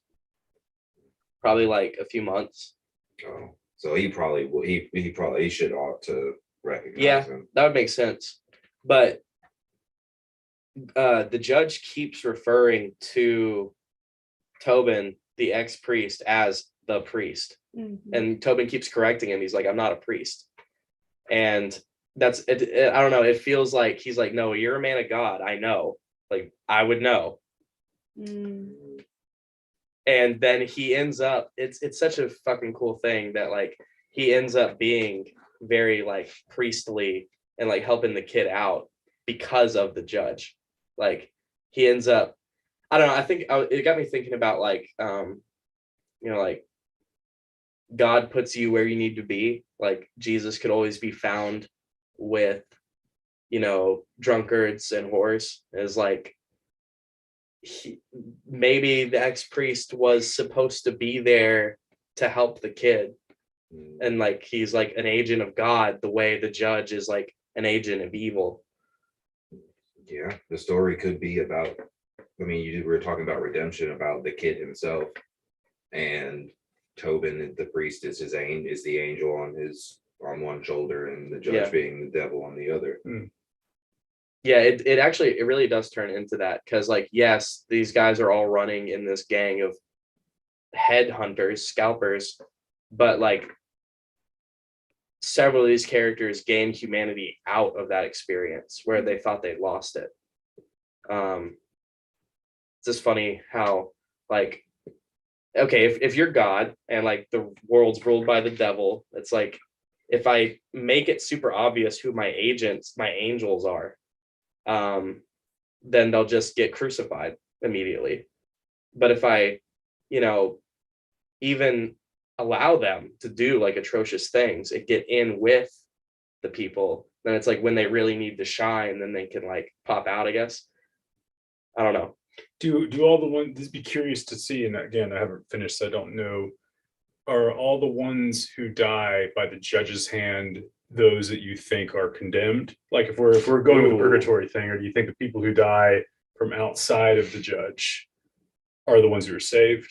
Like, so if the judge ends up killing you, you're going to hell. And if like Glenn gets killed by the rest of the gang, right? So maybe he gets saved. In the gang, maybe, but the judge is a serial child rapist and killer. which we find out there's hints to it. Oh yeah, so those victims of his couldn't Yeah, like possibly, yeah, they're that's not fair. they kind of That's symbolize true. innocence. To me, the judge isn't so much a character as he is like a force of nature. So it's like the climax is like it's been like a decade, and the kid and the judge find each other again. A reckoning. Yeah. And it's a beautiful scene. There's like this dancing bear, and the judge tells the kid, he's like, you know, what man would be able to dance? What kind of man can dance and chooses not to?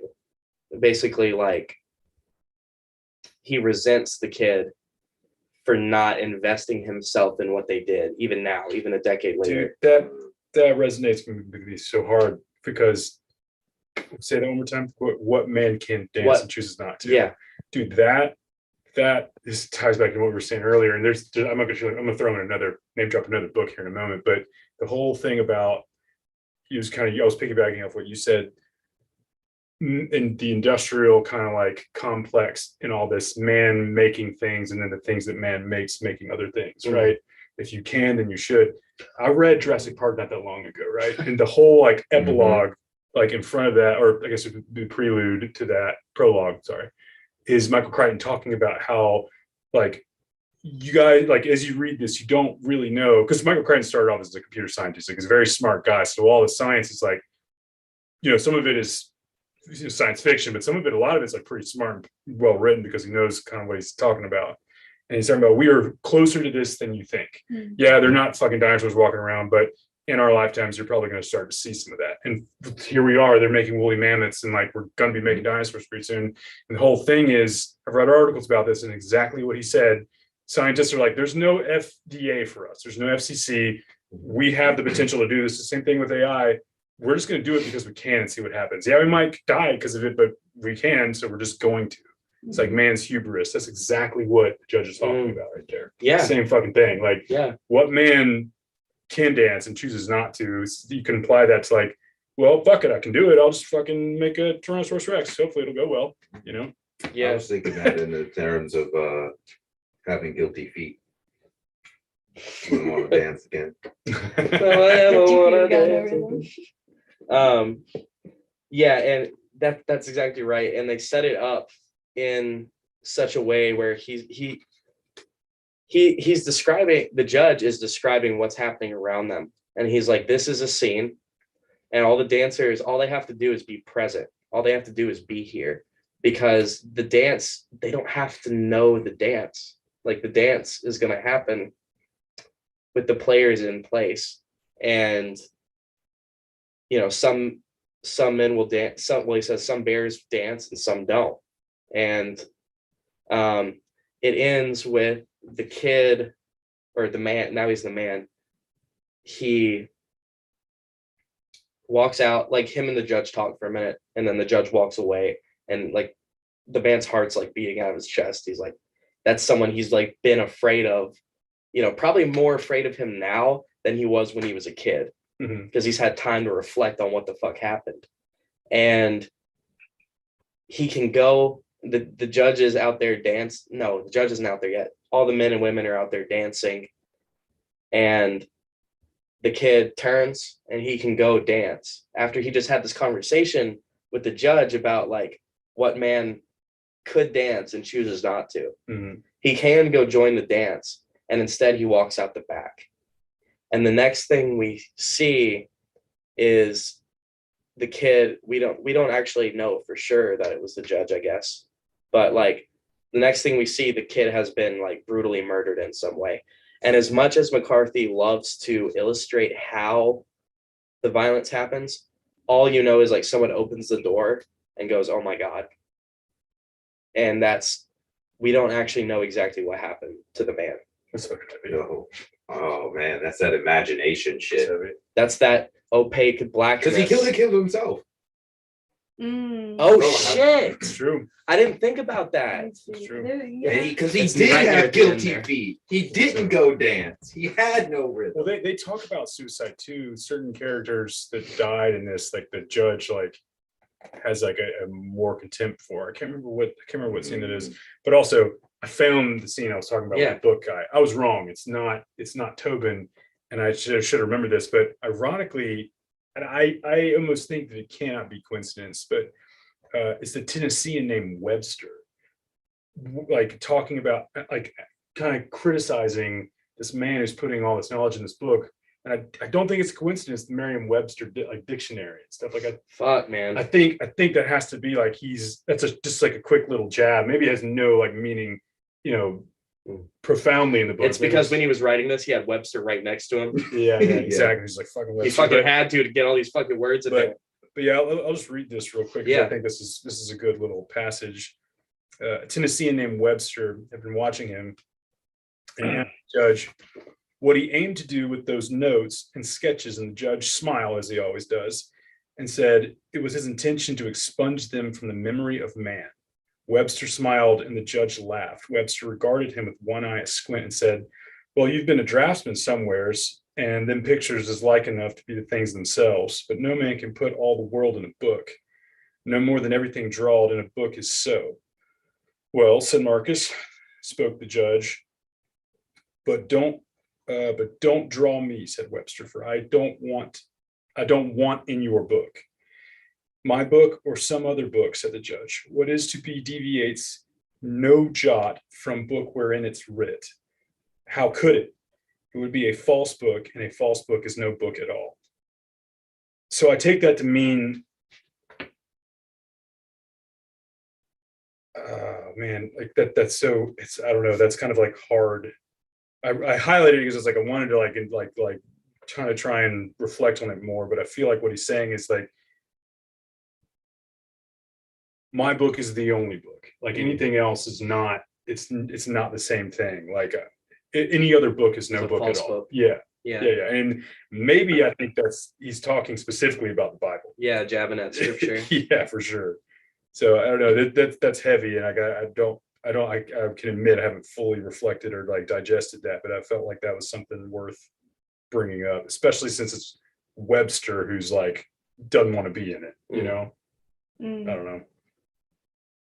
There's that story, the devil and Daniel Webster. I was just trying to refresh my memory about that, looking it up. So it's not the story. It's from the 30s. Some farmer sold his soul to the devil, and then there's someone called Daniel Webster who defends him against essentially like as his lawyer against the devil. Oh wow! Could be referring to that a little bit too, but that for sure. I like your interpretation about it being, him making a point about a book that doesn't have, truth in it is no book at all. Basically saying, well, from my perspective as the devil, the Bible doesn't have truth in it and isn't a book of any kind. Mm-hmm. That's why he's working on this book, trying to capture all the knowledge of man and in the same breath erasing it. So he's the only one who has it. Someone said ownership earlier, and I thought that was a good way of putting it. Yeah. He's talking about how if it doesn't exist with my knowledge, it doesn't exist with my consent. Exactly. Another thing I find interesting is that Cormac would write that about a book, saying if it's not true, then it's no book at all. And he's saying this is real. Like even the people in the book are real people. Yeah. Even all these things that seem so fictional and so outlandish, they all did happen. Yeah. And his concept here that he's telling you what it's like out here and what the rules are and what war is and who God is and what the devil does. He's saying this is all real. Yeah. He's saying that this is not a book of fiction. This is true. Right. Real people, real events. I read somewhere that apparently like historians have looked at Blood Meridian, and it's about as accurate as historic fiction can get. Right. Because he spent like 15 years writing it. He learned Spanish for this book. He moved to El Paso, Texas, and followed the trails of the Glanton gang. Like he went to the places they went to. And He like, probably he took is a the notebook devil. and made. The writer is Cormac. Judge Holden, and he is the Cormac, devil. yeah. I mean, I would imagine he identifies with them. You know, Yeah, otherwise. seeker, a For sure. seeker. you He's- can't not if you wrote that. It's definitely like a critique of the. I'm not saying I think he hates like learned people or people who seek knowledge, but it's definitely a critique of like the alchemists like kind of mindset where it's like I am just a pure seeker of knowledge, devoid of any morality associated with the knowledge I seek. I think the Nazis are a good example. We're clearly pointing out the correlation between the industrial like revolution and just industrialism in general.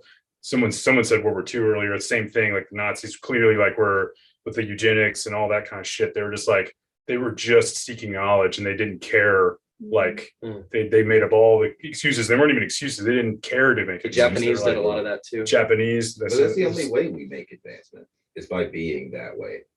Like real, just to have the booms that we have, they're always At the seems to be expense of surrounded- something. Yeah.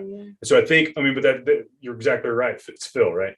You're exactly right. I mean, I think that's what we're saying is like, I think this is a critique of that mindset. Like you can want to like better yourself, but just gaining knowledge for the sake of gaining knowledge is perhaps a path to not a great place morally, you know? The pursuit of knowledge can. Yeah.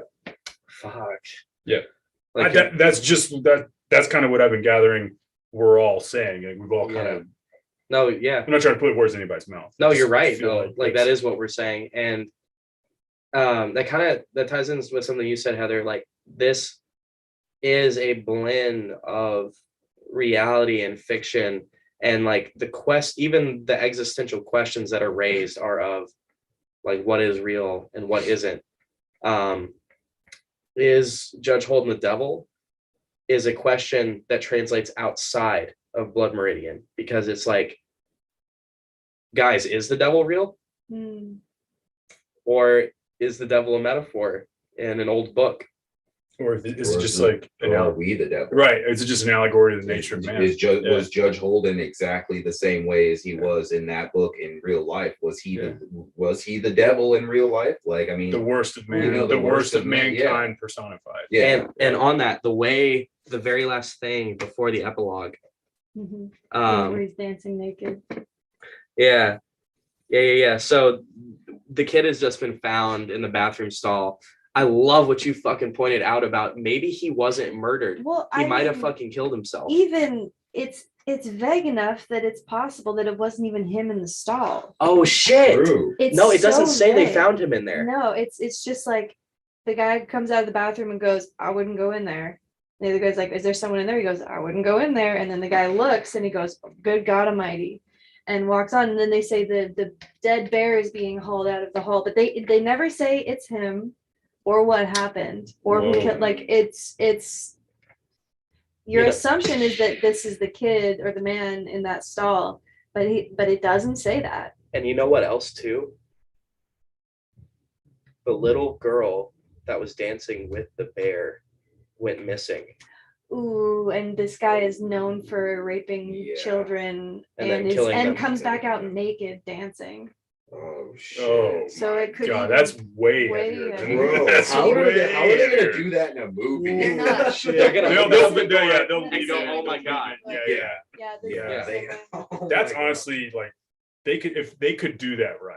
That's Yeah. like one of the things they'd be like, they can do that right if they're just smart about yeah, it. it's Exactly the way it is in the book. Yeah, with it the way it is in the book, they never actually show Holy it. shit just balls, let you that is imagine. fucking heavier I than hell. thought I understood the ending, but now like he could have killed himself. He could still be alive, and we're talking about The child. A the dead little child. girl, yeah.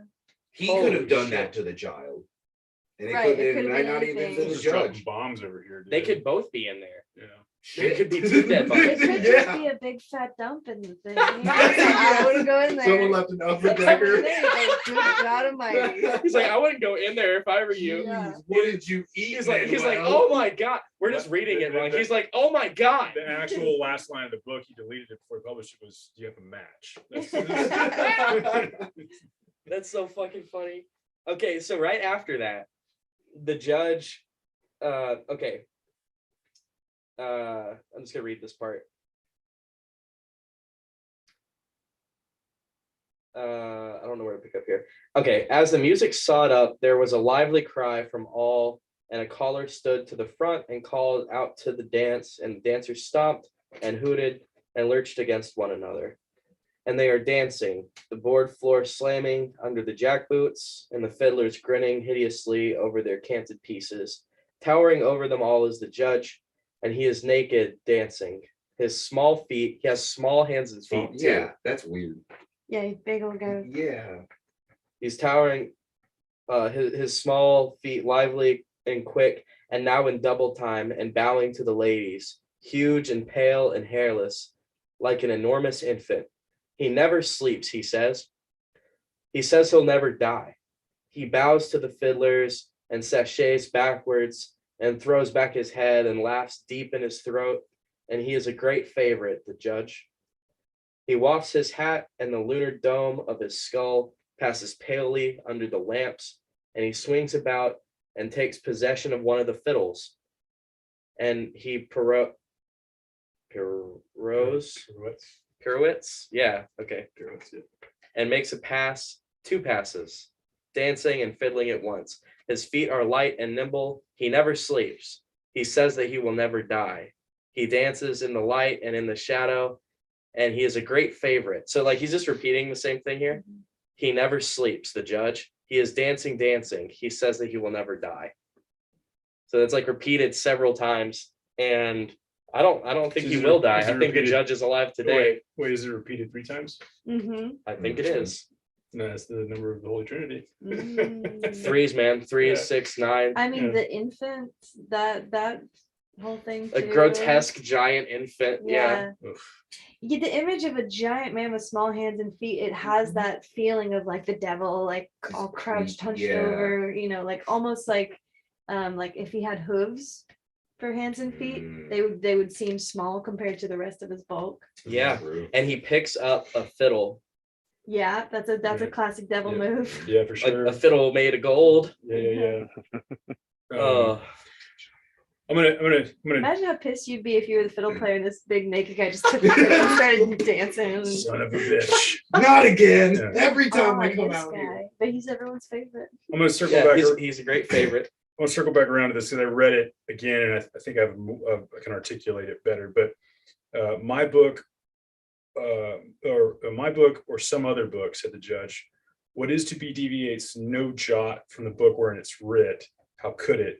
It would be a false book, and a false book is no book at all. So I think what he's actually saying to Webster, as he's like, hey, don't put me in it. He's like, but if you're in my book, it's going to be an exact replica of what you are. So anything that's in a book that's not exactly how that is no book. And I think that is exactly what he's saying, critique of the Bible. McCarthy's the judge, bro. Right, He's and the so judge. so he's saying like you shouldn't be worried about it unless you're worried about seeing exactly who Exactly. you are. It's A going to be a mirror. direct facsimile of what you are. And that's why Webster's like, I don't want that shit in there, because I know that he already said earlier, he's like, you're really good at you're like a notary or whatever. He says you're a draftsman, because like what you put in that book is exactly like what it is in reality. So that's what I don't put me. I don't want to be in that He book. doesn't want to see him. He doesn't want to see himself. Yeah. He describes someone else that he's like, oh, that's funny because there was someone else I met that didn't want to be in my book. And he actually chased me down and like I buried the page or something like that. Do you remember that? I think it's right after that. Let's see. Here on It 146. says, yeah, 147 is what I got highlighted here. He says, you're a formidable riddler, and I'll not match words with you. Only save my crusted mug from your ledger. Therefore, I'd not have it shown about perhaps to strangers. Judge smiled, whether in my book or not, every man is tabernacled in every other. And he in exchange and so on in an endless complexity of being and witness to the utmost edge of the world.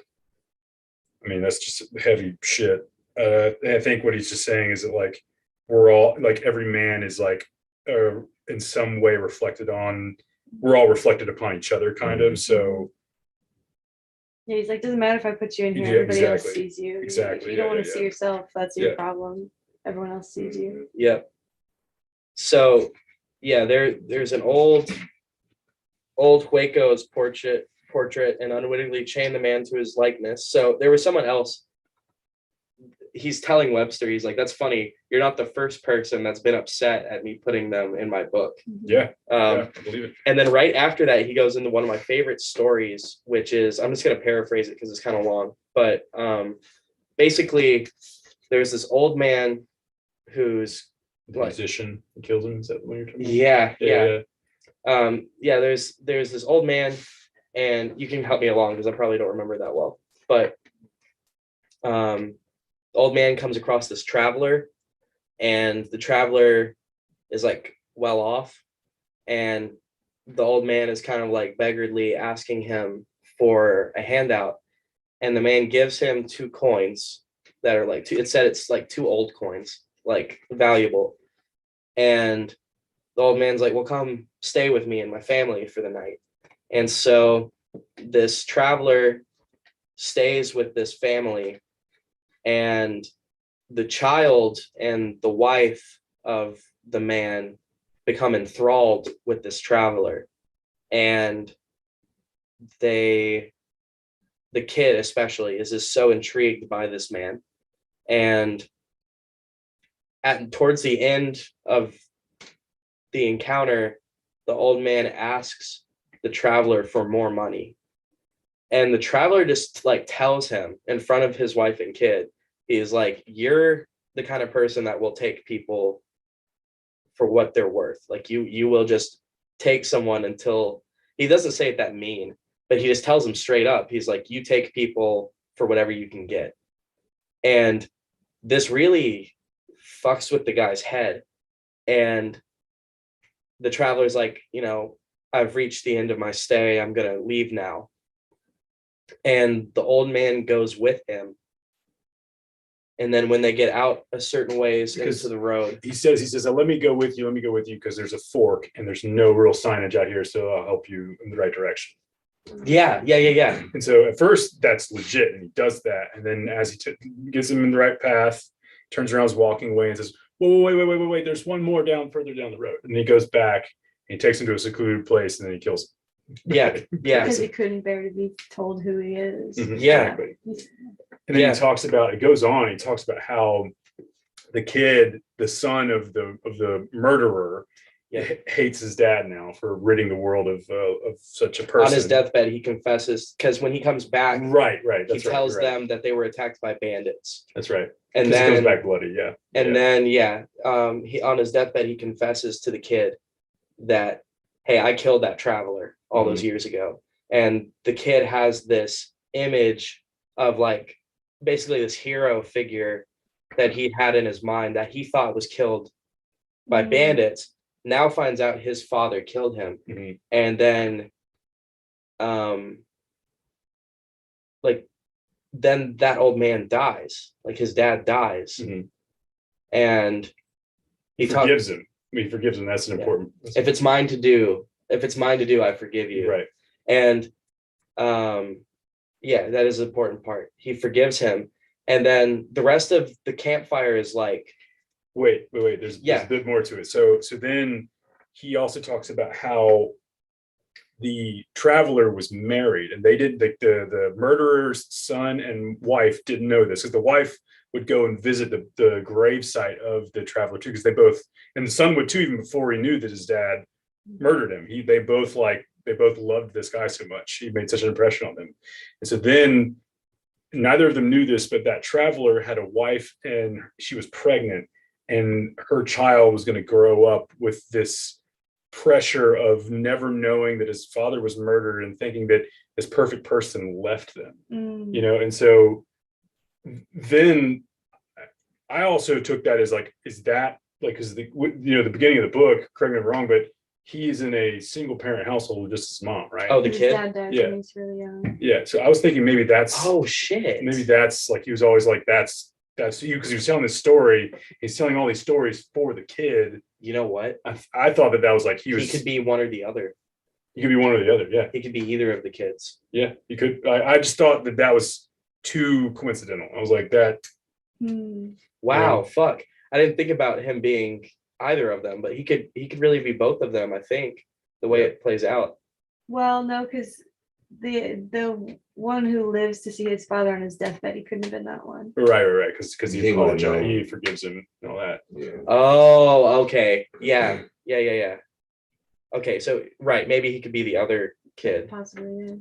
It might not be, but I just thought that That's I fascinating, made it. though. I was just thinking, I was like, this seems like and even if it might be that he's just like he wants the kid to think that, and that's not true either. He might just be fucking with him, So Yeah. it just seemed to me like he was painting this picture for the kid. Yeah. Now whether it's And- true or not, I guess is a different question. And he poses a moral question about that story to the gang, where he's like, okay, so you have the son of this murderer, and you have the son of this great man that just never came home. Like, they don't know what the fuck happened.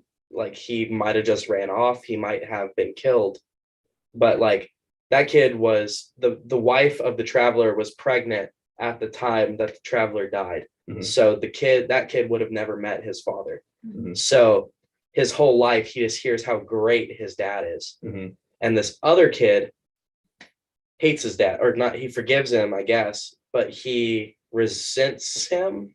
Like, anyway, he raises the question, which one has it worse? Because they both end up being murderers. And I think kind of like the B story of that story, like kind of the like bigger point the judge is trying to make is like, if Jesus died, what chance do you have? If Jesus fell, and that's kind of like fell from grace, fell in death, I think in the context of Blood Meridian is almost like the same point. Like, to die moral, or to be immoral and to die are kind of like, they're both failures. So it's kind of like, I don't know. I felt that's what I got out of it. Is he's like, he painted this image of this, like the traveler being such a good guy. It's like almost like a Christ parallel, where he's saying like, if the greatest among people You're born to die, then Yeah. what are you? What's gonna happen to you? what the fuck good are you? Yeah. And like basically destroying the hope of these men, and particularly the kid. Yeah, I wonder if that story, whether it's a metaphor for the kid, be like the kid being the musician's son or not.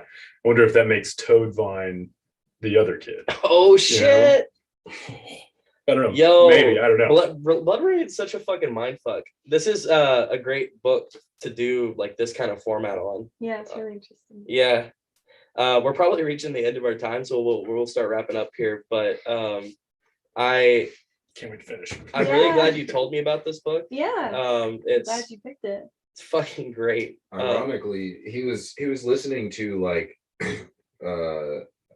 some guy on YouTube that was like talking. It was like an about the book. analysis Yeah, of an Blood analysis thing.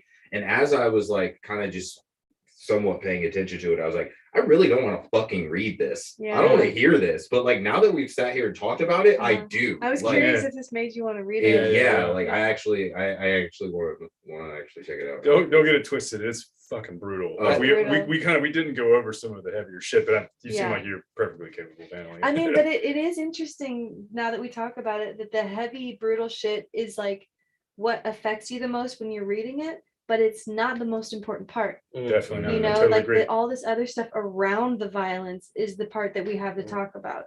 We could sit here and talk about how gruesome the murdering is, but that's almost beside the point. Yeah, it almost seems like a Yeah. test, It's right? kind of like it's It kind It of just like makes real it life. vibrant. It's It like- makes it so vibrant in your memory where Yeah. you're like, the stakes are so high. Right. Well, we even talked about it's like the judge exists in the book to test the characters. Maybe Cormac is testing us, the reader, to see if we can pick out the important bits through all like the distraction of violence. Mhm. I feel like that's something that like we get stuck in today as like focusing on the wrong shit. Mm. We focus 100%. on the thing that's flashy The brutality. and that The really the clickbait stuff. Mhm. Whereas there is underlying there's something else to be talked about, whether it's issues with race or gender or war, actual violence, those things are important, but they aren't the most important discussion to be being had about that situation. Mm. And I think like just hearing the excerpts that I've heard and like hearing you guys talk about it,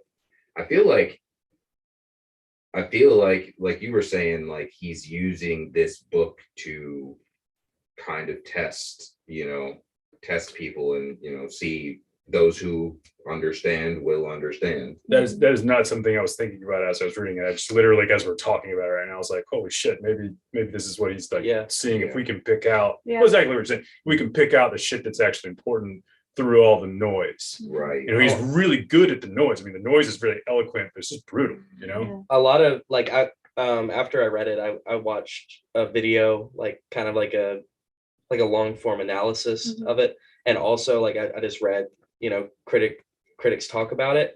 And something that like is kind of missing from this conversation that I'd like to say that I've had kind of missing from all the Blood Meridian conversations is, yes, it is very, very gratuitously violent, but I think it's also necessary in the way he does it.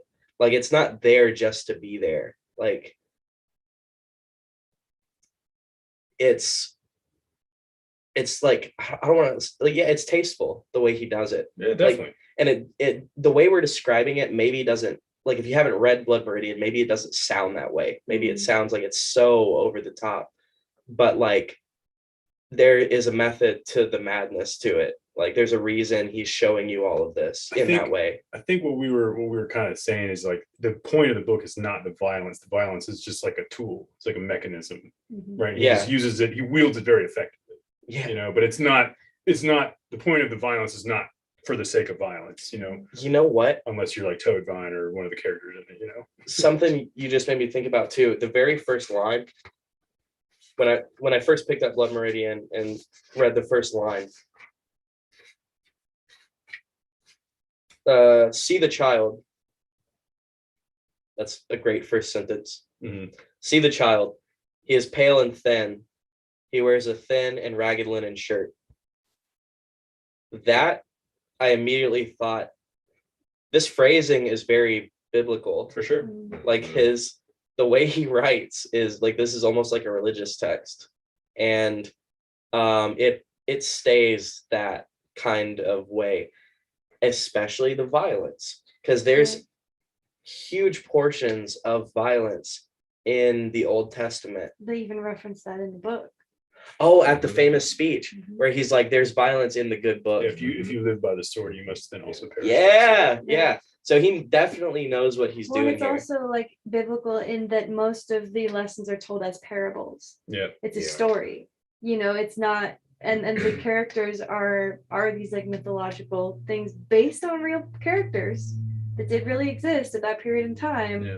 But this isn't an actual retelling of what exactly they went through. It's using their story to tell a bigger story. Holy shit. Yeah, it is kind of the Bible. yeah. It is kind of just like that. It isn't like a religious text. Even it is a religious text. Even like this is, I was going to say this earlier, even like when I picked it up and I didn't really know what I was getting into, like the beginning is great, but it paints like a very like kind of straightforward picture. But then you get out to when he's joined the Commander White's like company. This is right when they get massacred by the Apaches, right before that.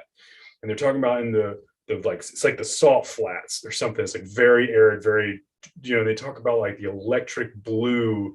It's like coming in and hanging on their metallic things and getting in the ears of the horses. And like the landscape is wild. And there's like the blood. He first mentions like the firmament and like the blood moon going. It's like, whoa, this is turning into like fucking Mandy, like the movie, like this just wild imagery. I was just like, very vivid, very psychedelic almost. That, right before that, there's a priest that tells them not to go. Exactly. Yeah, he said, don't go out there. Yeah, you're absolutely right. And then they walk straight into hell. Yeah. Even the way it's depicted. The Comanche, the first major like run-on sentence is like a full page is the when they get attacked by the Comanches, they get ambushed. It's like, and then this happened, and this happened, and this happened. And then the Comanches jumped them in among them and started hacking bits off and scalping and cutting heads off just for fun. And then it looked like they were rolling around and sodomizing the dead bodies. It was like, this is all one sentence. And I was like, scalping them while they're holy alive. shit, Fucking like, the corpses. holy and shit, dying dude. people.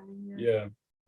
Oh, fucking wild. Yeah. Well, and it's if you think about traumatic experiences like that, they aren't eloquently written out in paragraphs. It's just like this and this and this. It just like rolls into another, and it's all mashed together because you're seeing so much violence all around you. So like it makes sense as a literary tool that he would write it that way. Yeah, I didn't think about that, but that totally makes sense. Like, I'm just gonna give you a visceral experience right now. Yeah. You know, I've never read it. I didn't read it, and I've never read anything that doesn't have punctuation aside from my own stories when I was younger. And that was for a totally different reason. But does it make it almost difficult to know where things, like, to give your brain a break when you're you reading get used it? to it. You get used to it. Yeah. It's just different. Yeah, you and just like kind of it's- get into the flow of it. It get in the almost flow. feels like it's Yeah. written in a dialect, like Okay, simple English from like 200 years ago. like what they were saying earlier, where you begin to rely on, and this goes back to Corman's just like masterful, like Yeah, if he uh, wasn't so damn good, understanding it would be hard. that you can tell when different characters are speaking Yeah. because of How they speak. how they speak.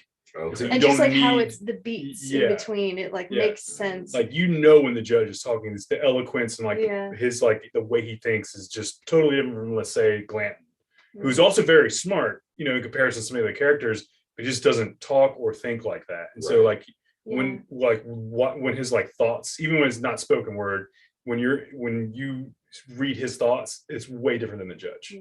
And then It when he seems speaks, like- it's different. Yeah, he's such a great writer that it's well thought out enough that anything that would make it confusing he's like made it so that it's not. Okay. You know, like it would be confusing if you or I tried to do that, but the fact that he did it on purpose, it's like laid out in such a way that you can follow it. Cool. Yeah, there were a couple of parts where I had to read it a few times, For sure. But- Absolutely. but for the most part, I think he did a really great job. If you're gonna write a book without punctuation, which he was asked about this Mhm. and said, I don't understand why I bogged down my book with a bunch of silly squiggles. And I'm like, you motherfucker, Jack. dude. Get the fuck out of here. Just to be Like- clear, there is punctuation in it. It's just punctuation. very minimal. Yeah, Gotcha. it's Very, minimal, very and there's no minimal. Yeah. quotation marks. Yeah, exactly. Okay, No, that's the no, big thing. Yeah. indentations when it's like changed. There's no commas either. It's just periods. It's just periods. Yeah. Yeah. Oh, there are commas. Well, the commas are very few and far between. So, like when he's doing the big run on, like when I was talking about when he was talking about Mhm.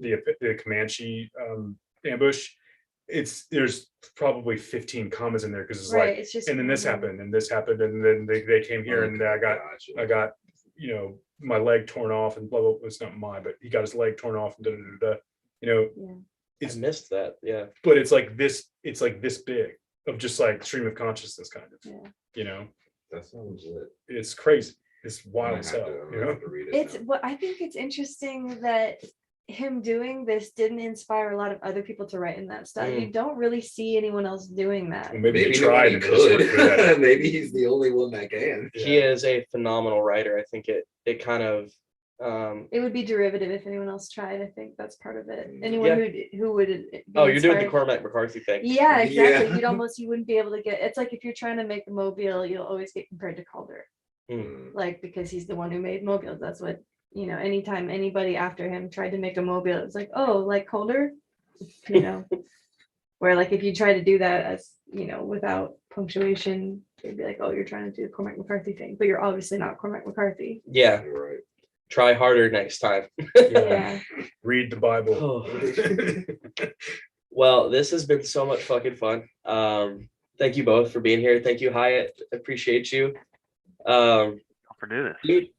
Read Blood Meridian or The Evening Redness in the West. It is a trip. It is it will stick with you for the rest of your life. Do you guys what would you like to see like on the book club? Like what other, do you guys have any recommendations? The Bible. The Bible? The Yeah, whole all right, we're Bible. gonna The whole read Bible. Let's read the whole Bible. Whoa. the Torah would be interesting, like Genesis through Deuteronomy. No. We were talking yesterday. You said you had up on the list Clockwork Orange and Pimp. And I, under that theme of like grotesquely violent books, because Clockwork Orange is also very violent, and also really weirdly written, like very Yeah. bizarre. but I recommended American Psycho. Yeah. Have you read that one? Never read it. I haven't So read it. if you've seen the movie, But the, so it is by far very much more gruesome and violent than the movie. Like Okay. the movie couldn't have touched what the book did. Okay. It's so fucked I up. think I wrote that down. I'm right. Yeah, but I mean, and it's great. It's like it's also kind of very strangely written, going back and forth between different types of writing. But the violence in that book is just like so. I've never read a gruesome. Clockwork Orange or American Psycho, so I'd love to be a part of Clockwork Yeah, Orange yeah. is cool. It's Yeah. like has its own language. It's like this whole dialect and a bunch of weird, silly words that are, Yeah. so it's like very strange. But I've seen the again, movie. also it's again more violent than the movie. Gotcha. I think that's what they have to do with a lot of these more violent books. You can't really put that violence on the screen without it just becoming campy, like you were saying. Yep, that's a real danger. Yeah, real yeah. danger. So like Clockwork Orange isn't nearly as violent as the book. I don't think there's a way to make a Blood Meridian film without people being upset at it. Now, Sure. For I mean, I think that's like with any anything movie at all, to ever. book to movie adaptation. You're gonna piss off some people. I did write down American Psycho. What do you have any, like, what would you like to see on here? Well, one of my favorite books of all time is 1984. It's also like Oh, yeah. not, We'll get to that. I know Clockwork Orange is like this. I've never read it. It's not a super long read. Mm. It's like 200 and whatever pages, so it'd be easy to do. And it's just, I mean, yeah, Orwell's one of my favorites, and that book is one of my favorites of all time for sure. I think maybe we'll do a Clockwork Orange next month because I feel like it's a good transition from Blood Meridian because it's also very weirdly written. So weird. And it's also, like you pointed out, very violent, although not nearly as much as Blood Meridian. Right. Um, But more than the movie. yeah. We don't need to do 1984 either. I mean, Oh, we will. That's been on my list for a while. We will get around to that. Does anybody here read Dune? That's I also fucking love Dune. I've Dune's only one of read my the favorite first one though. that's the only one worth reading. Yeah, well, let's fucking do Dune Yeah. too. I never finished it. I got most of the way through it. Hiatt. Actually, we've probably talked about this before. I know I've got Portnoy's Complaint. That was either you or Liz that recommended that one. Man, I had a thought, and I'm gonna have to drop, unfortunately. I had a thought, and now I've forgotten it. I'll send it to you because I had a good one that was kind of in the same vein as, sort of similar vein to Blood Meridian. That's okay. You can just we'll message me and we will get around to it. Cool. Alice, we have reached the end of our time here. Thanks for joining us, and yeah, check out these guys and what they do. They're all super fucking talented. I'll try and put some links or something down below. Hyatt's got a show tomorrow night at Springwater. You're June 6th at Tennessee Brew Works. And when's your next one? Mine's Friday, which is what's Friday? Oh, Friday. It's Friday. June 3rd. June June 2nd. Sorry. We got one that just popped up June 2nd at Acme Feed and Seed. Other than that, we're doing with Hiatt, we're doing the Far Out Fest. I think that's for us, it'll be July 15th, which is a Saturday, and I believe it's at the East Room. So what you're telling me is I can see all of you play within the next week. Wow. Nice. That's That's what's up. Wednesday, Tuesday. Friday, Tuesday. Yeah. Yeah. And I won't be doing the ukulele thing as much. I'll be playing drums. Hell yeah. and singing. Hell Cool. yeah, Yeah. cool. I love when people play drums and sing. Yeah. That's so the whole cool. vibe. One of my favorite bands in town, Morbid Orchid, has that same thing going on. Mhm. Cool. Well, thank you guys again, and we'll Absolutely. see you next week. I got it. Oh, That was fun, so y'all. fun. I definitely can't wait to finish this. Yeah, definitely.